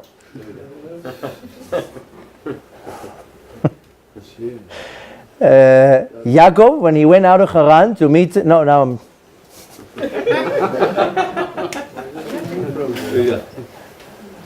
Listen, then I have problems with my editor. Yaakov, when he went out of Haran, then he was very afraid of Esav. Then what did he do? He prayed. He prepared presents, prepared for peace, but he also prepared for war. So we have to pray. We have to prepare for peace, but we also have to prepare for war. You can't be gullible and be like, eh. So we have to understand that, let's assume for 1 second we're not going to do tshuva and the redemption is not going to come so smooth. Which I don't want to put bets here, but the situation doesn't look that great. And we're looking here at a serious war that is about to happen. And don't think for 1 second it's kind of a theory. I mean, all you need to open your eyes a little bit, all it takes is a few nuclear bombs. All it takes is the first cuckoo to press the button. That's what it takes. The first nutcase to press the button, and this is 4th of July. Missiles are going to be flying everywhere. And today the missiles, they destroy cities. The impact. And don't think for 1 second that if the first bomb falls, nothing happens. It's going to collect, it will draw such a reaction. And we're this close to it. Just close to it.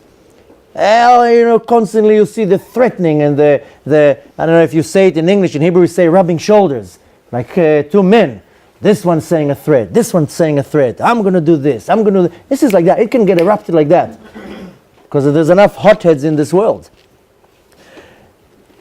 Now, chas v'shalom, something like this happens. Now what's going to happen? So you need to think of a few things. And again, I'm just putting one scenario. If you think it's safe in this country, it's not safe in this country. Look how much anti-Semitism is in the last year. And every month it's doubling. And every month it's growing. And every month it's going more and more. You think it's going to stop? You think somebody's going to come out and say, okay guys, let's stop, game's over. It's going to increase, and increase, and increase.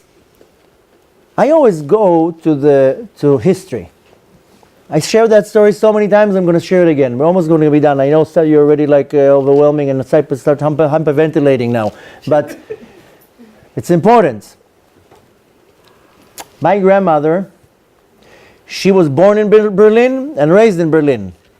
She came to my wedding 15 years ago that happened here in New York. 2001, I got married. 2002. Oh, my wife is now going to see this. Oy, oy, oy. Uh-oh. No, 2002, honey. I know it's 2002. So, 2002 I get married here in New York. My grandmother was an old lady. She was proud to see her grandson doing tshuva. And she came to New York to the wedding. She made a journey, came on a ship.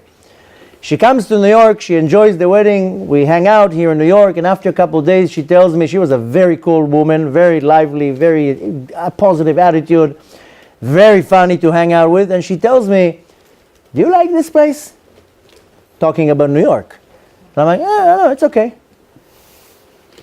She bent over, I'll never forget it. She bent over to me and she told me, take whatever you need from this place and get the hell out of here. Really? That's what she said. Sorry, I'm using false language, but that's what she said. And I told her, why are you saying that? She told me, you know how New York looks now? Exactly how Berlin looked in the early 30s. Everybody had money. Everybody was rich. High society, doctors, lawyers, engineers, business owners, tailored suits. We had a Mercedes. My great-grandfather was a real rich millionaire in Berlin.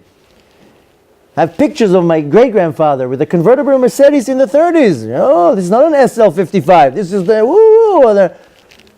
you know what it means then to have a Mercedes? Beautiful house, servants. My grandmother kept telling me we were millionaires. Everybody was millionaires. And when people came in the early 30s to Germany and says, listen, this guy, he's cuckoo. Nah, we are untouchable. We control everything here.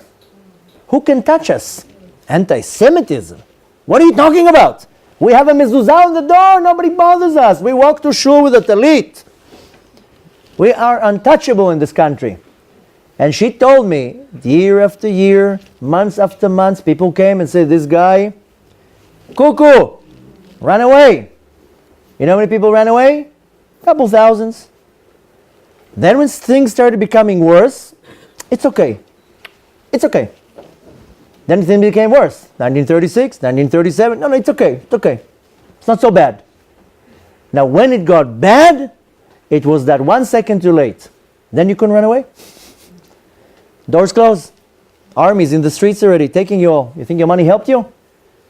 My grandfather was so rich that he had so many connections that a night before Kristallnacht, he gets a phone call from a high-ranking officer from the Secret Service, and he tells him 2 words, run away. He hangs up the phone. My great-grandfather goes home, takes a suitcase, takes his wife and 3 kids. My grandmother was 17. She wasn't a 3-year-old that doesn't remember. She was 17, and they run away, and the next day, Berlin is under fire. And the rest is history.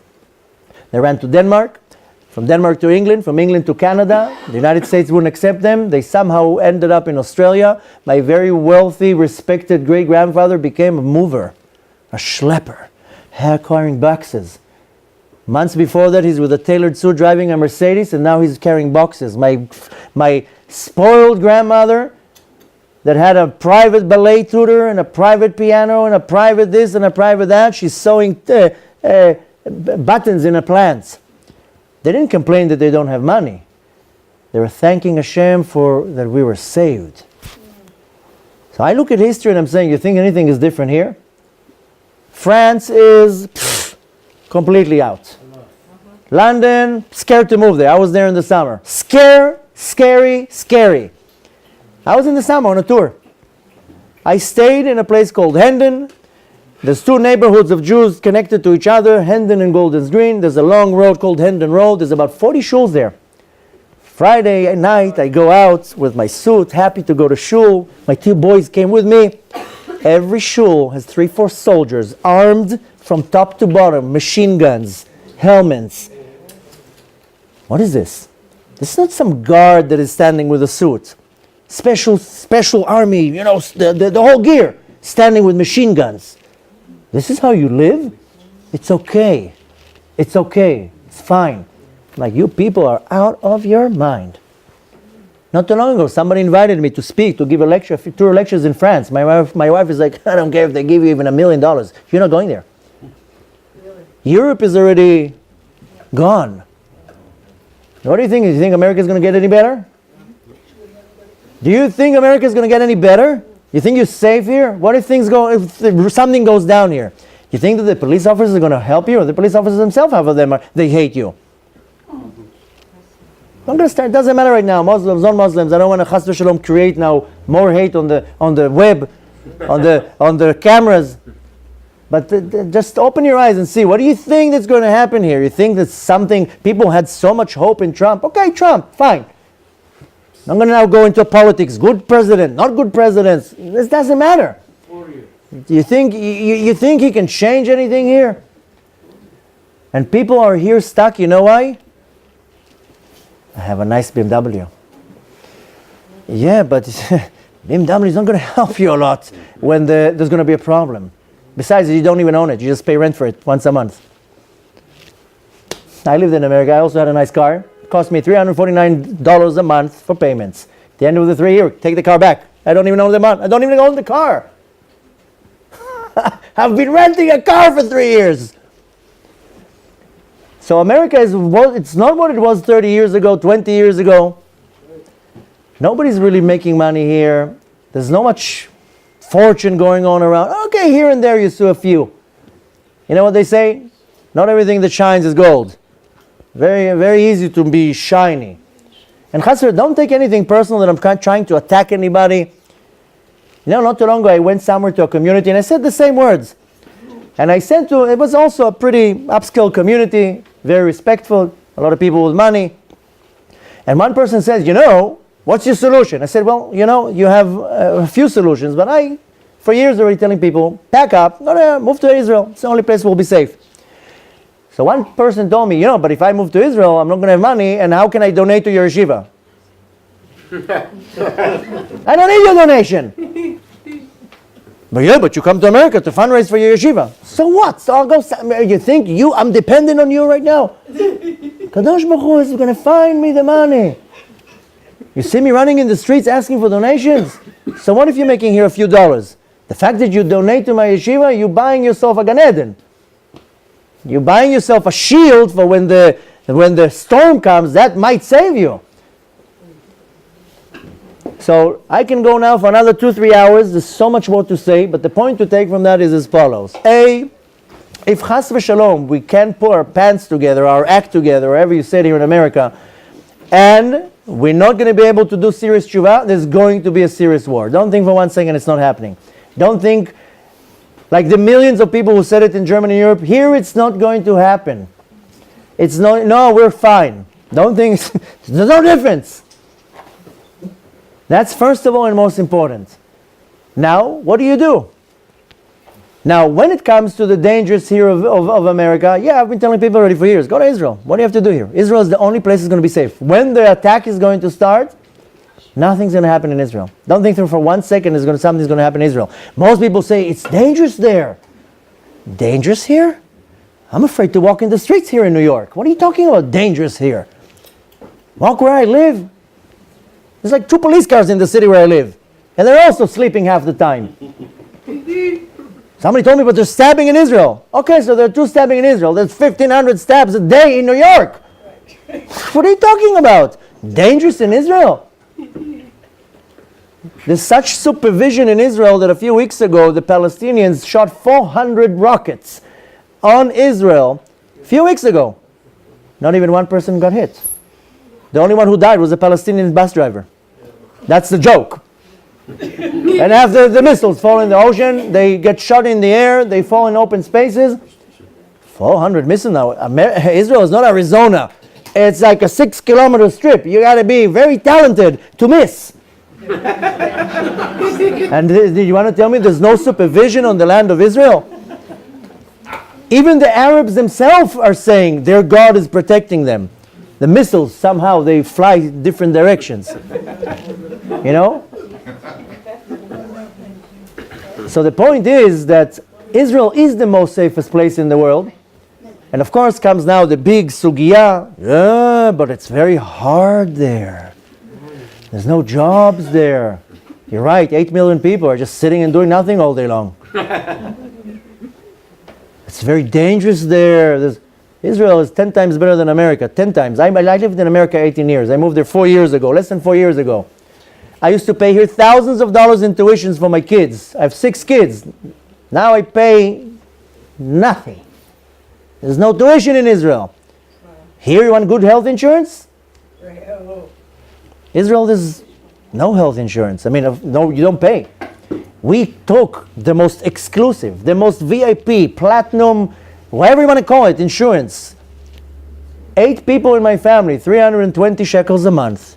Less than $100 for the VIP, platinum, best health insurance you can get. Eyes, teeth, tuches, whatever you want. My 7-year-old goes by himself on a bus to school. Here, your 7-year-old, you have to be under supervision 24/7. He moved. Somebody looked at him.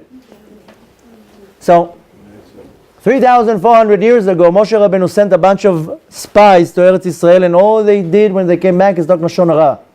Israel is bad, it's hard, and so nothing changed. Nothing's bad there. Real estate in Israel, 10 times better than America. The economy in Israel, can't even compare it to any economy in the world right now. Anything, high-tech, agriculture. Now if you're a bum, then you're going to be a bum in Israel too. And if I'm sorry, but if you don't know what to do here, you're not going to do anything there. Some people come and say, there's no jobs there, but you're also unemployed here. You're also living on food stamps and government housing. So be poor in Israel at least. But here you're counting money all day long. 80% of the Jews in America are living on food stamps and government housing and Medicaid and Schmedicaid and all this. You're here, you're not rich here. So what's the difference? So, some of them are coming here on a campaign to move to Israel, but if you're smart, yeah, you move to Israel. Because anyways, we're going to end up there. Whether it's now in a year or 2, 3 years, we're all going to end up in Israel. And if you're smart, who wants to wait here to see? 4 years ago, I was already looking around and like, I'm not staying here. I'm already moving now. I'm going to get myself a nice house, a nice corner. My kids are going to already get situated in schools. I'm already ready. So I know it's not so easy to pick up and leave, but thousands of people do it. Thousands. You know, in the early 30s, there were a few thousands that left Germany. They did it slowly. They applied for a visa, whatever. Of course, when you do it last minute, you can't. What do you think is different? You know that half the Jews in this country don't even have passports. What if something goes on? You can't even jump on a plane. So, I know a lot of people call me a doomsday rabbi, but you can call me however you want. If I'm going to be able to save a soul or two, that's what matters.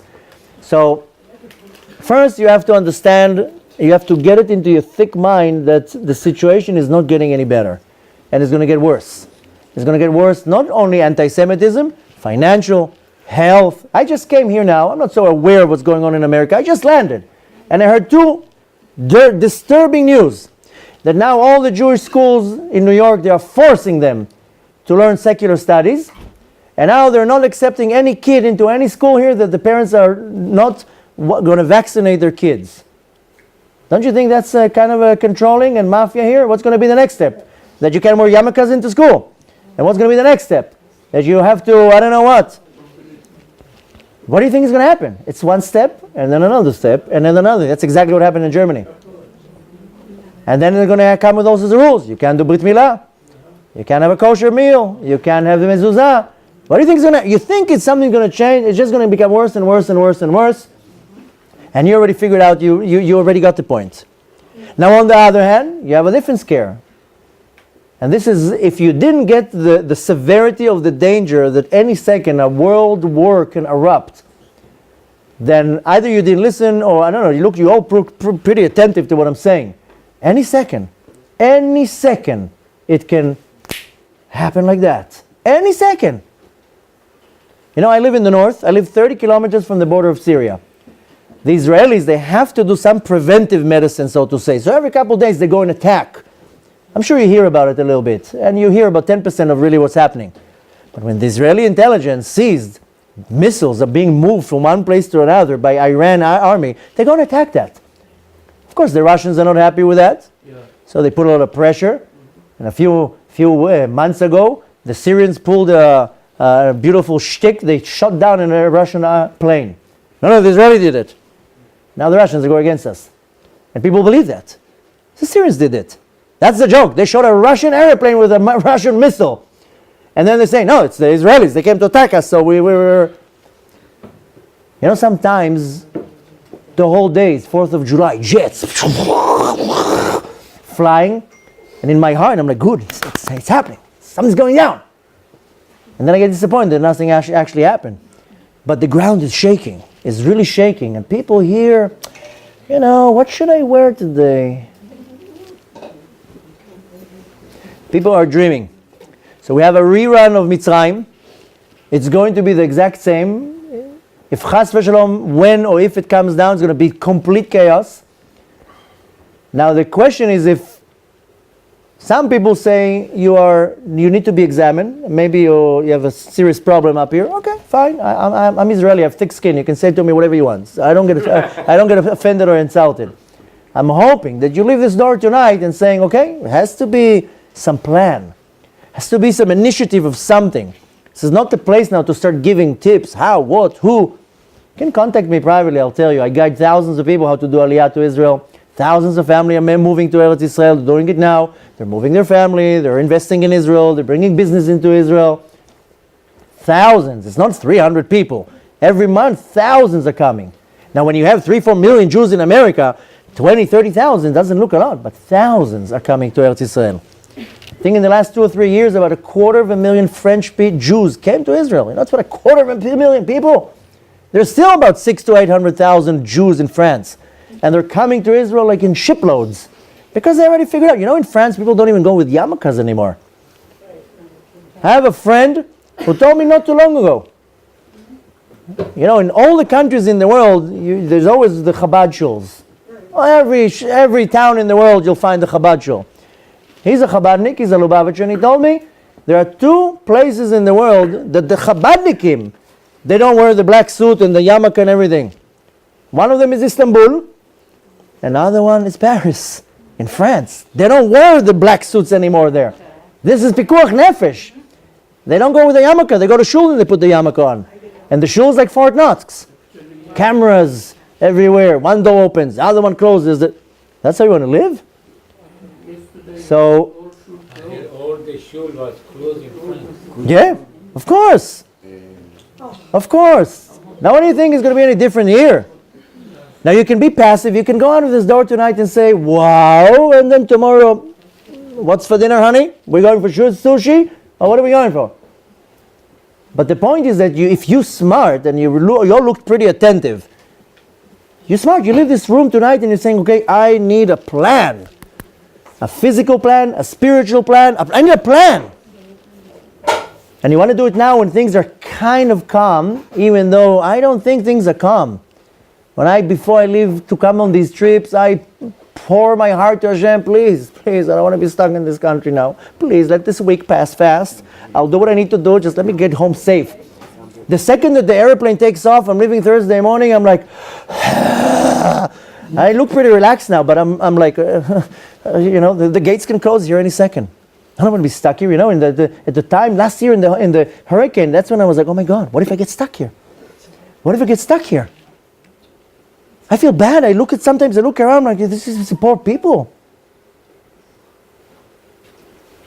So don't ignore history. I mean, can you imagine 80 years ago, some rabbi coming to some shul in Berlin and telling them, listen, this guy's meshugane. I'm telling you firsthand, my grandmother died 5 years ago. It's not that she died when she was 93 years old. I see pictures and she told me every day, she was like, well, don't you think we knew that? Everybody was so numb. And you know why they were numb? Because they also had materialism then. Then what was popular is opera and shows and culture and designer clothes. That's when designer clothes were in the peak of the peak. Cars came out, traveling, ships, the Titanic went down, of course, but there were ships, people were going on cruises. I think it's only talking about 80 years from now. This generation is already fading out, but don't you think that it's already close to our mind? I saw that, I came to America 20 years ago and I already seeing what's going on here. I was like, whoa, I don't like what I see here. Well, it was slow-paced. Then 9/11 came in and kicked into gear. Up until 9/11, this was the land of the free. And after 9/11, it became the land of the hectic and the crazy and the police and the balagan and the action and take your shoes off when you're going flying. I remember before 9/11, when I used to fly, I would come with my suitcase to the airplane and do the check-in, say, I'm sorry, I'm late, right? I would check in the plane, and here's my luggage. And they would carry the luggage down to the plane. That's how I used to check in. Now? You know how many flights I missed because they checked my shoes and my underpants and my ear and my iPad and my... I'm not joking. You know how many flights I missed because of this nonsense? Go again. Go again. Go again. You already x-rayed my bones already. Right. So, there's so much more to say. I think we reached to a point that I'm hoping you can leave the room and saying, okay, I need a plan. Now, I can highly recommend a few things. First of all the sources that I said, go and read them. Go and read them for yourself. You can go to the book of Yechezkel, the book of Ezekiel, chapter 38, Lamed Chet. Read what it says there. Go to the book of Zechariah, chapter 13 and 14, Zachary. Read what it says there. This is not news. This is not recommendation. This is prophecies. And all the prophecies already came true. Now, what do we need to do here is, first of all, in regards to try to get people to do tshuva, that's what we've been trying to do for the last 10, 20 years. You know how much outreach organizations are out there? How much rabbis are online? How much... it's to get people to do tshuva. Rabbi Shimon Bar Yochai says in the Zohar, if we do tshuva, miyad nigalim. And we need a group, knish tachada, one strong group that is real tshuva. Tshuva is that it's real. It's that you're saying my tshuva is real. It's praying 3 times a day in a minyan, if you're a man. It's for a woman to pray once a day. Women don't pray. I don't know who invented it that women are exempt. Women are not exempt from praying. Women has to pray at least once a day. Sephardi women once a day, Ashkenazi women twice a day. This is halakha in Shulchan Aruch. I don't know who says, no, women are exempt. Women are not exempt. You are not exempt.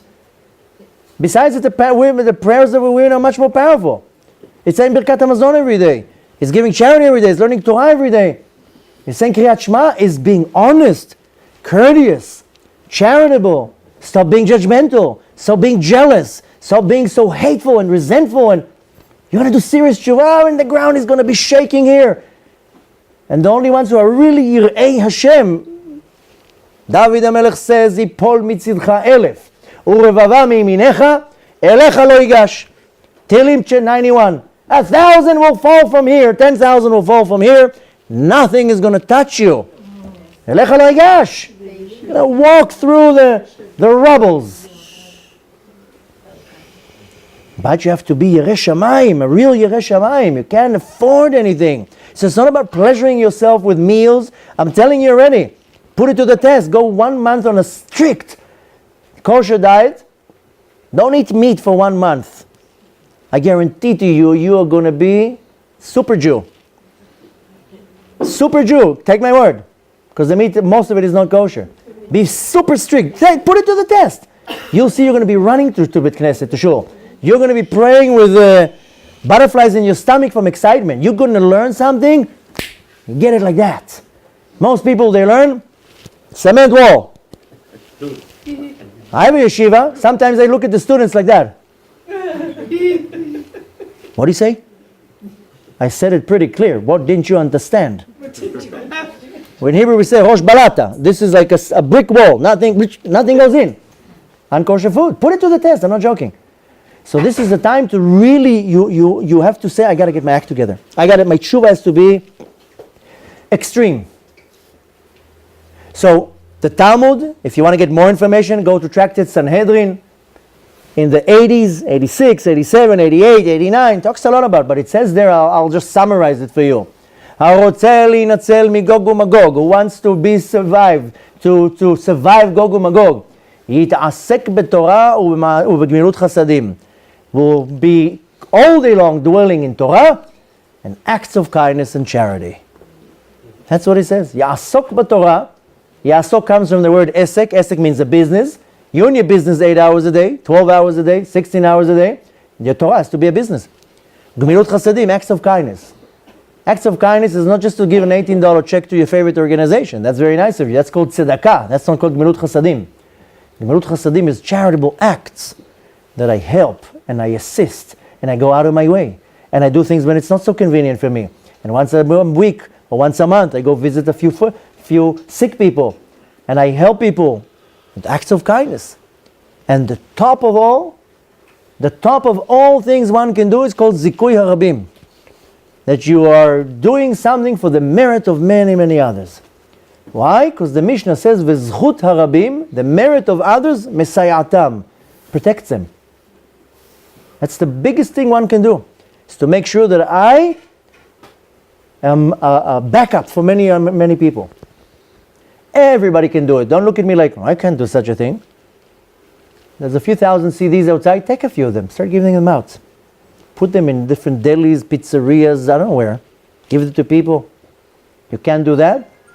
The CDs cost money. Support it.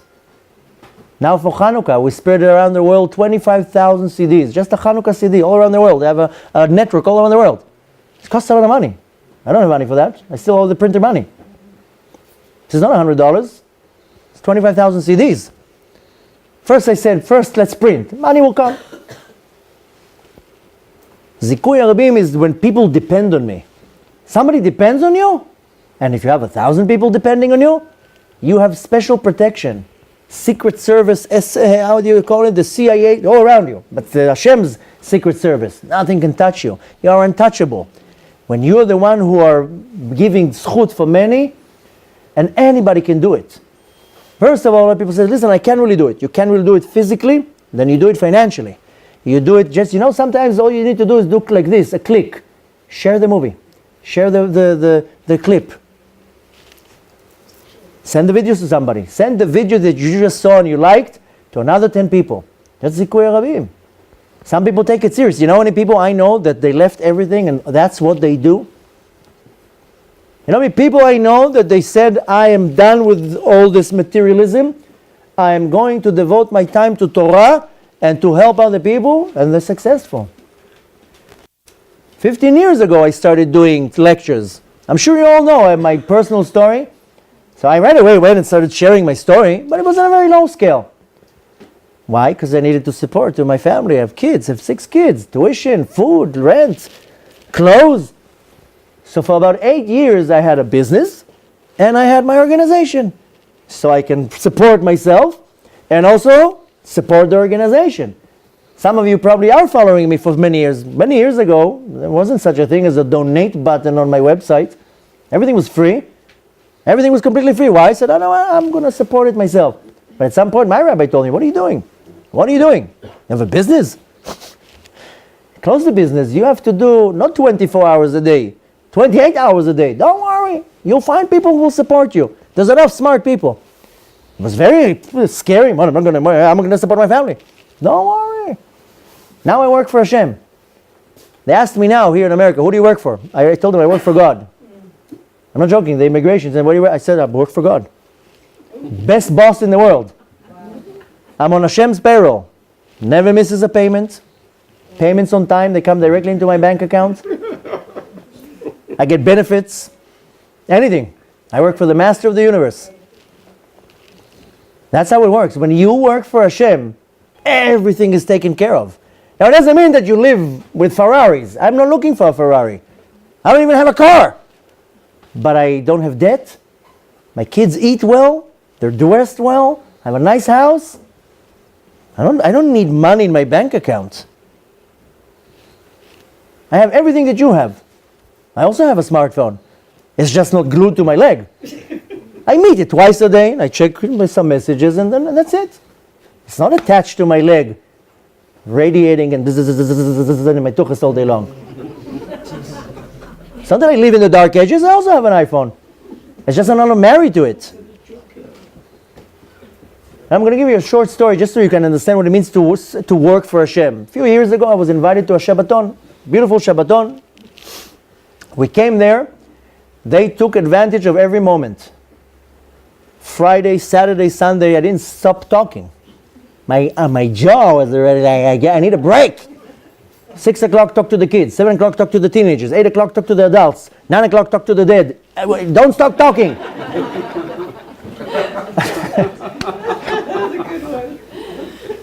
Okay, came the end of the Shabbaton. Yes, they hosted us in a very beautiful hotel, and we ate very well. I didn't eat because I was talking the whole time, but my family at least ate. Came the end of the Shabbaton, we go home, my wife tells me, how much they paid you? How much they paid you? I said, they didn't. My wife is like, what? You came here for 3 days? You gave here like a dozen lectures? You didn't sleep, you didn't eat, you didn't do anything. They didn't pay you? I said, no. And she was like, why? I said, I don't know. She was like, why didn't you ask? I was like, I don't know. I mean, I came to inspire people. I think it's a business. We need money, we have kids. How are we going to send kids to school? I said, don't worry.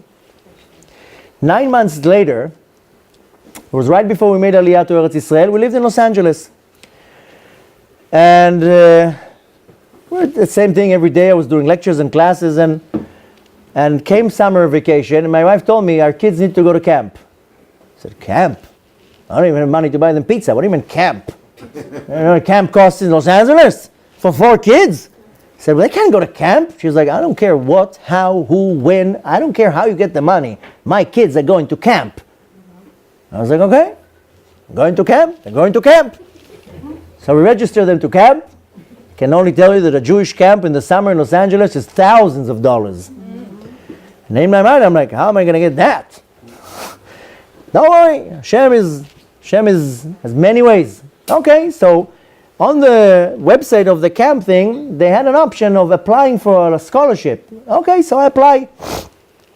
What is the reason you are applying? I write them. I'm a rabbi, and I go and I do lectures and Zikuy Rabim, and I learn Torah and I teach Torah and so forth, and I give them my spiel. A week later, somebody calls me, hello, Rabbi Anava? Yes, this is so-and-so, okay. I'm calling from camp. Oh, how are you? And he tells me, I'm looking at your application. You have 4 kids, yeah, 4 kids, Baruch Hashem. And you want them to be 6 weeks in the camp, right? Yeah, 6 weeks. And in my mind, I'm Hashem, that's yours. It's not mine. So he tells me, do you know who I am?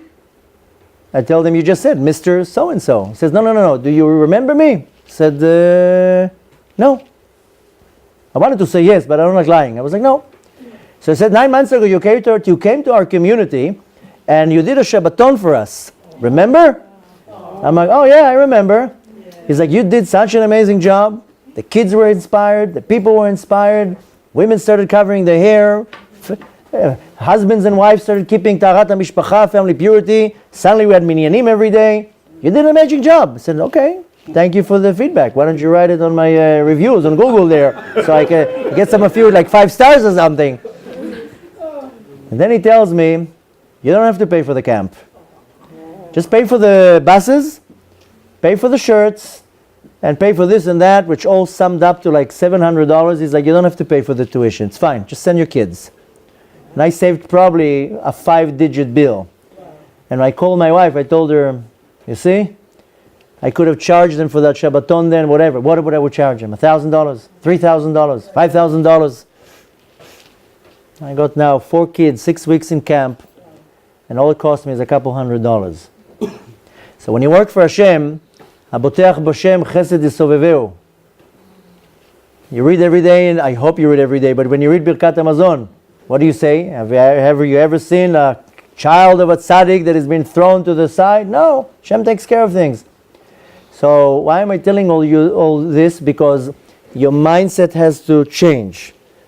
How much Torah is my day involved in? Not a minute, not 5 minutes, it has to be a couple hours. Shacharit 1 hour, stay for the class after that for another half hour. Don't worry about the business. Don't worry, the more Torah you learn, the more business you'll make. Do mincha with a minyan and arvit in a minyan. Learn Torah, read Tehillim, do your things, Shabbat, everything. It's all about, it has to be with, you have to be surrounded and flooded with Torah. And even if you're not so excited about it right now, do it forcefully. You have to be surrounded with Torah. Ya'asok beTorah. And Gmilut Chasadim, Gmilut Chasadim is acts of kindness. Acts of kindness is also not to be judgmental, and not to be jealous, and not to put somebody down, and not to talk Lashon Hara all day long. All day long, Hashem Yerachem in those storages, in those hard drives of the Lashon Hara. Hashem Yerachem. Just close your mouth for a few hours. It's not, it's not going to hurt anybody. And then, like I told you, Yasok B'Zikuy Razbim is just, how can I spread Torah? How can I be part of it? I can give you now 1,000,000 ways how to do it. I told you now, there's thousands of CDs I came with. Just take the CDs, not for yourself. Just put them around. Wherever you go, hand out a CD. Don't worry about if somebody's going to throw it to the garbage. One will take it, one will listen, will get inspired. I don't know. Put it in the deli and then the kosher pizza and whatever it is. It's too hard for you to do that? Then sponsor the CDs. They cost a lot of money. Everything that I do costs a lot of money. Sometimes I go and I fundraise. People tell me, what do you need money for? Well, I don't know if you notice, our YouTube channel has 7 million views. What do you think, they just appear there? There's an editor that works and cuts the videos all day long. Don't you think that costs money? You think somebody is just sitting there and volunteering for himself? I mean, many people, smart people, what do you think how we run all this show? This show costs a lot of money. Not here to show off to anybody. We have thousands and thousands of followers. Thousands. Just on our WhatsApp groups, 40,000 people. 40,000 people are getting messages every day. Can you imagine the volume? Videos. I don't look at my statistics. I don't care. My YouTube channel, I think it has the most views of all rabbis in the world. 7 million views just on the YouTube channel.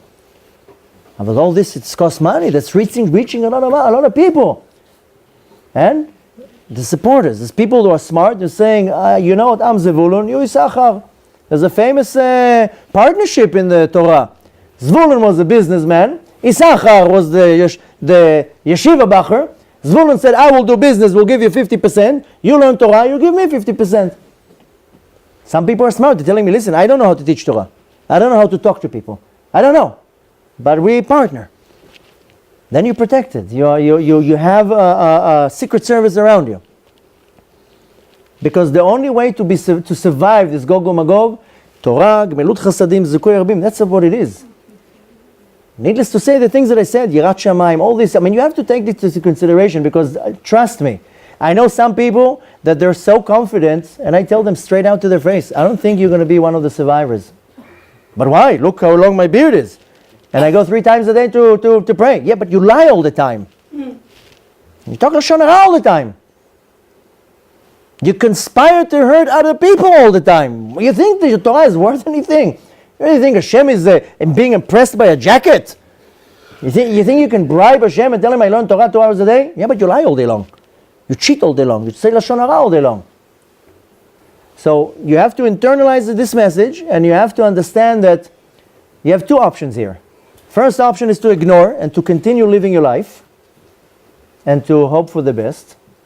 And the second option is not to ignore and to say, you know what, history repeats itself. Every 100, 200 years we have a Holocaust. You might not relate with it. You know that 500 years ago was a Holocaust in Spain. People think the Spanish Inquisition is that they just took up some tortillas and threw them at the Jews. It was a Holocaust in Spain. Go look in history. What happened in Russia and Soviet Union 120 years ago? You know how many Holocausts we have? So the Holocaust, the Holocaust in Germany is close to our face. We can see it. So you have to understand that we are, in one way you're looking at it, very auspicious times. You know what it is to see the Geula? I'm so excited. I don't know about you. I'm so excited. I want to see it with my own eyes. Can you imagine the Jews in Mitzrayim seeing the frogs and the hail and nothing happened to them? They just saw it from far away. I'm super excited. I don't know if people are not excited. I don't know if people are like, and the Yetzer Hara wraps you around his finger. That finger is called an iPhone X, or an Android 3, or whatever it's called. Everybody's like zombies. And if it's not your iPhone, so it's your iPad. And if it's not your iPad, then it's something else. But we're all so stuck in this materialism that now if I come and tell to any normal person, pack your bags, leave to Eretz Israel, wrap yourself up and go to yeshiva. In a year, let me save, let me this, let me that. You know that 2 years ago, one smart, genius man called me and he told me, what do you think I should do? I told him, move to Israel, take some money, put aside that you have money to live for 2 years and go and learn in yeshiva. A 48-year-old man learns in yeshiva all day long. His kids go to school, he has a little bit of money saved aside, that's it, he's smart. What do you think is going to save a person when Mashiach is about to come? So to conclude, you have 2 ways how you're leaving this door tonight. One is that you live the same way you walked in, and you had some nice pizza, and you heard some good divrei Torah, and maybe took a CD for a souvenir that will never go into the CD player, and will collect dust on it. Or you go out this door, and you go home, and you make yourself a cup of tea, and you say, you don't have tea, it can be coffee, but unless you ate meat before, but you say to yourself, the world is moving faster than I can handle, and what's the change? What am I doing? What am I doing here? How am I changing my life 100%? Torah, mitzvot, maasim tovim, changing everything. And a big part of this is, I'm not joking, I know it sounds like a propaganda or some sales pitch. You'll start looking into calling Benefish tomorrow. Open an application. Costs $100, that's what it costs. Can take you half a year just to run papers to do Aliyah. But smart people, that's what they do. And how many people I tell them, at least get the process done. It can take you half a year. No matter what a headache it is, go and get an apostille for every document that you have, run to this office, that office. Just get it done. Why do you care? The application is $100. Do a pilot trip to Israel. 50% of the ones who do a pilot trip to Israel, they fall in love. They're like, I cannot believe that I didn't live here till now. And the other 50% are dying to stay, but they just don't know logistically how to do it. Do yourself a favor. Come and visit us in Eretz Israel. Come to us. We have a beautiful, beautiful building in Tzfat, beautiful rooms. We have beautiful meals, Torah all day long, tours, beautiful weather. You'll be convinced forever. Do yourself a favor, because just constantly bring in your mind that, you know what, we're in 1934, 1935, 1936. Somebody would give them the opportunity. How many people stood in those trains and said, if I would just listen. And I would 2 months ago get up on that ship. Can you imagine the thoughts of these poor people, 3 days standing in a boxcar like that?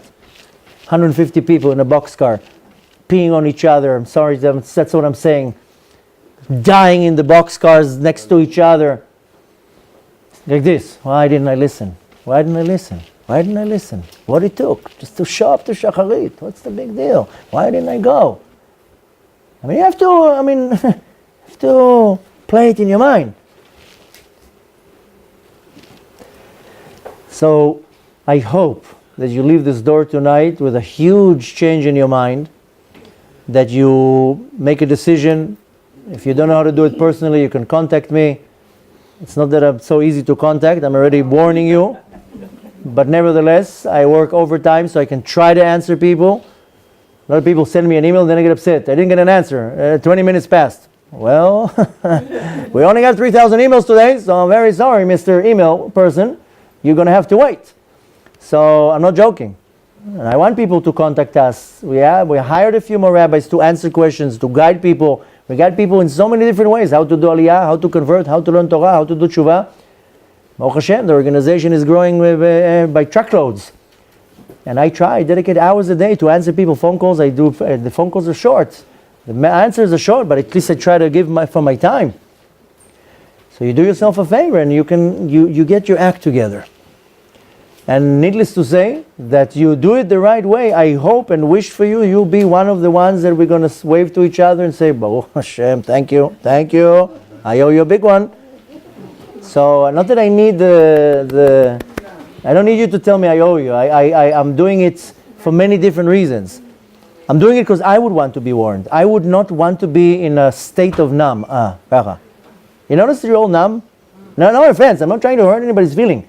But if you're looking at an iPhone more than 3 minutes a day, you are numb. Right. I'm sorry, that's the reality.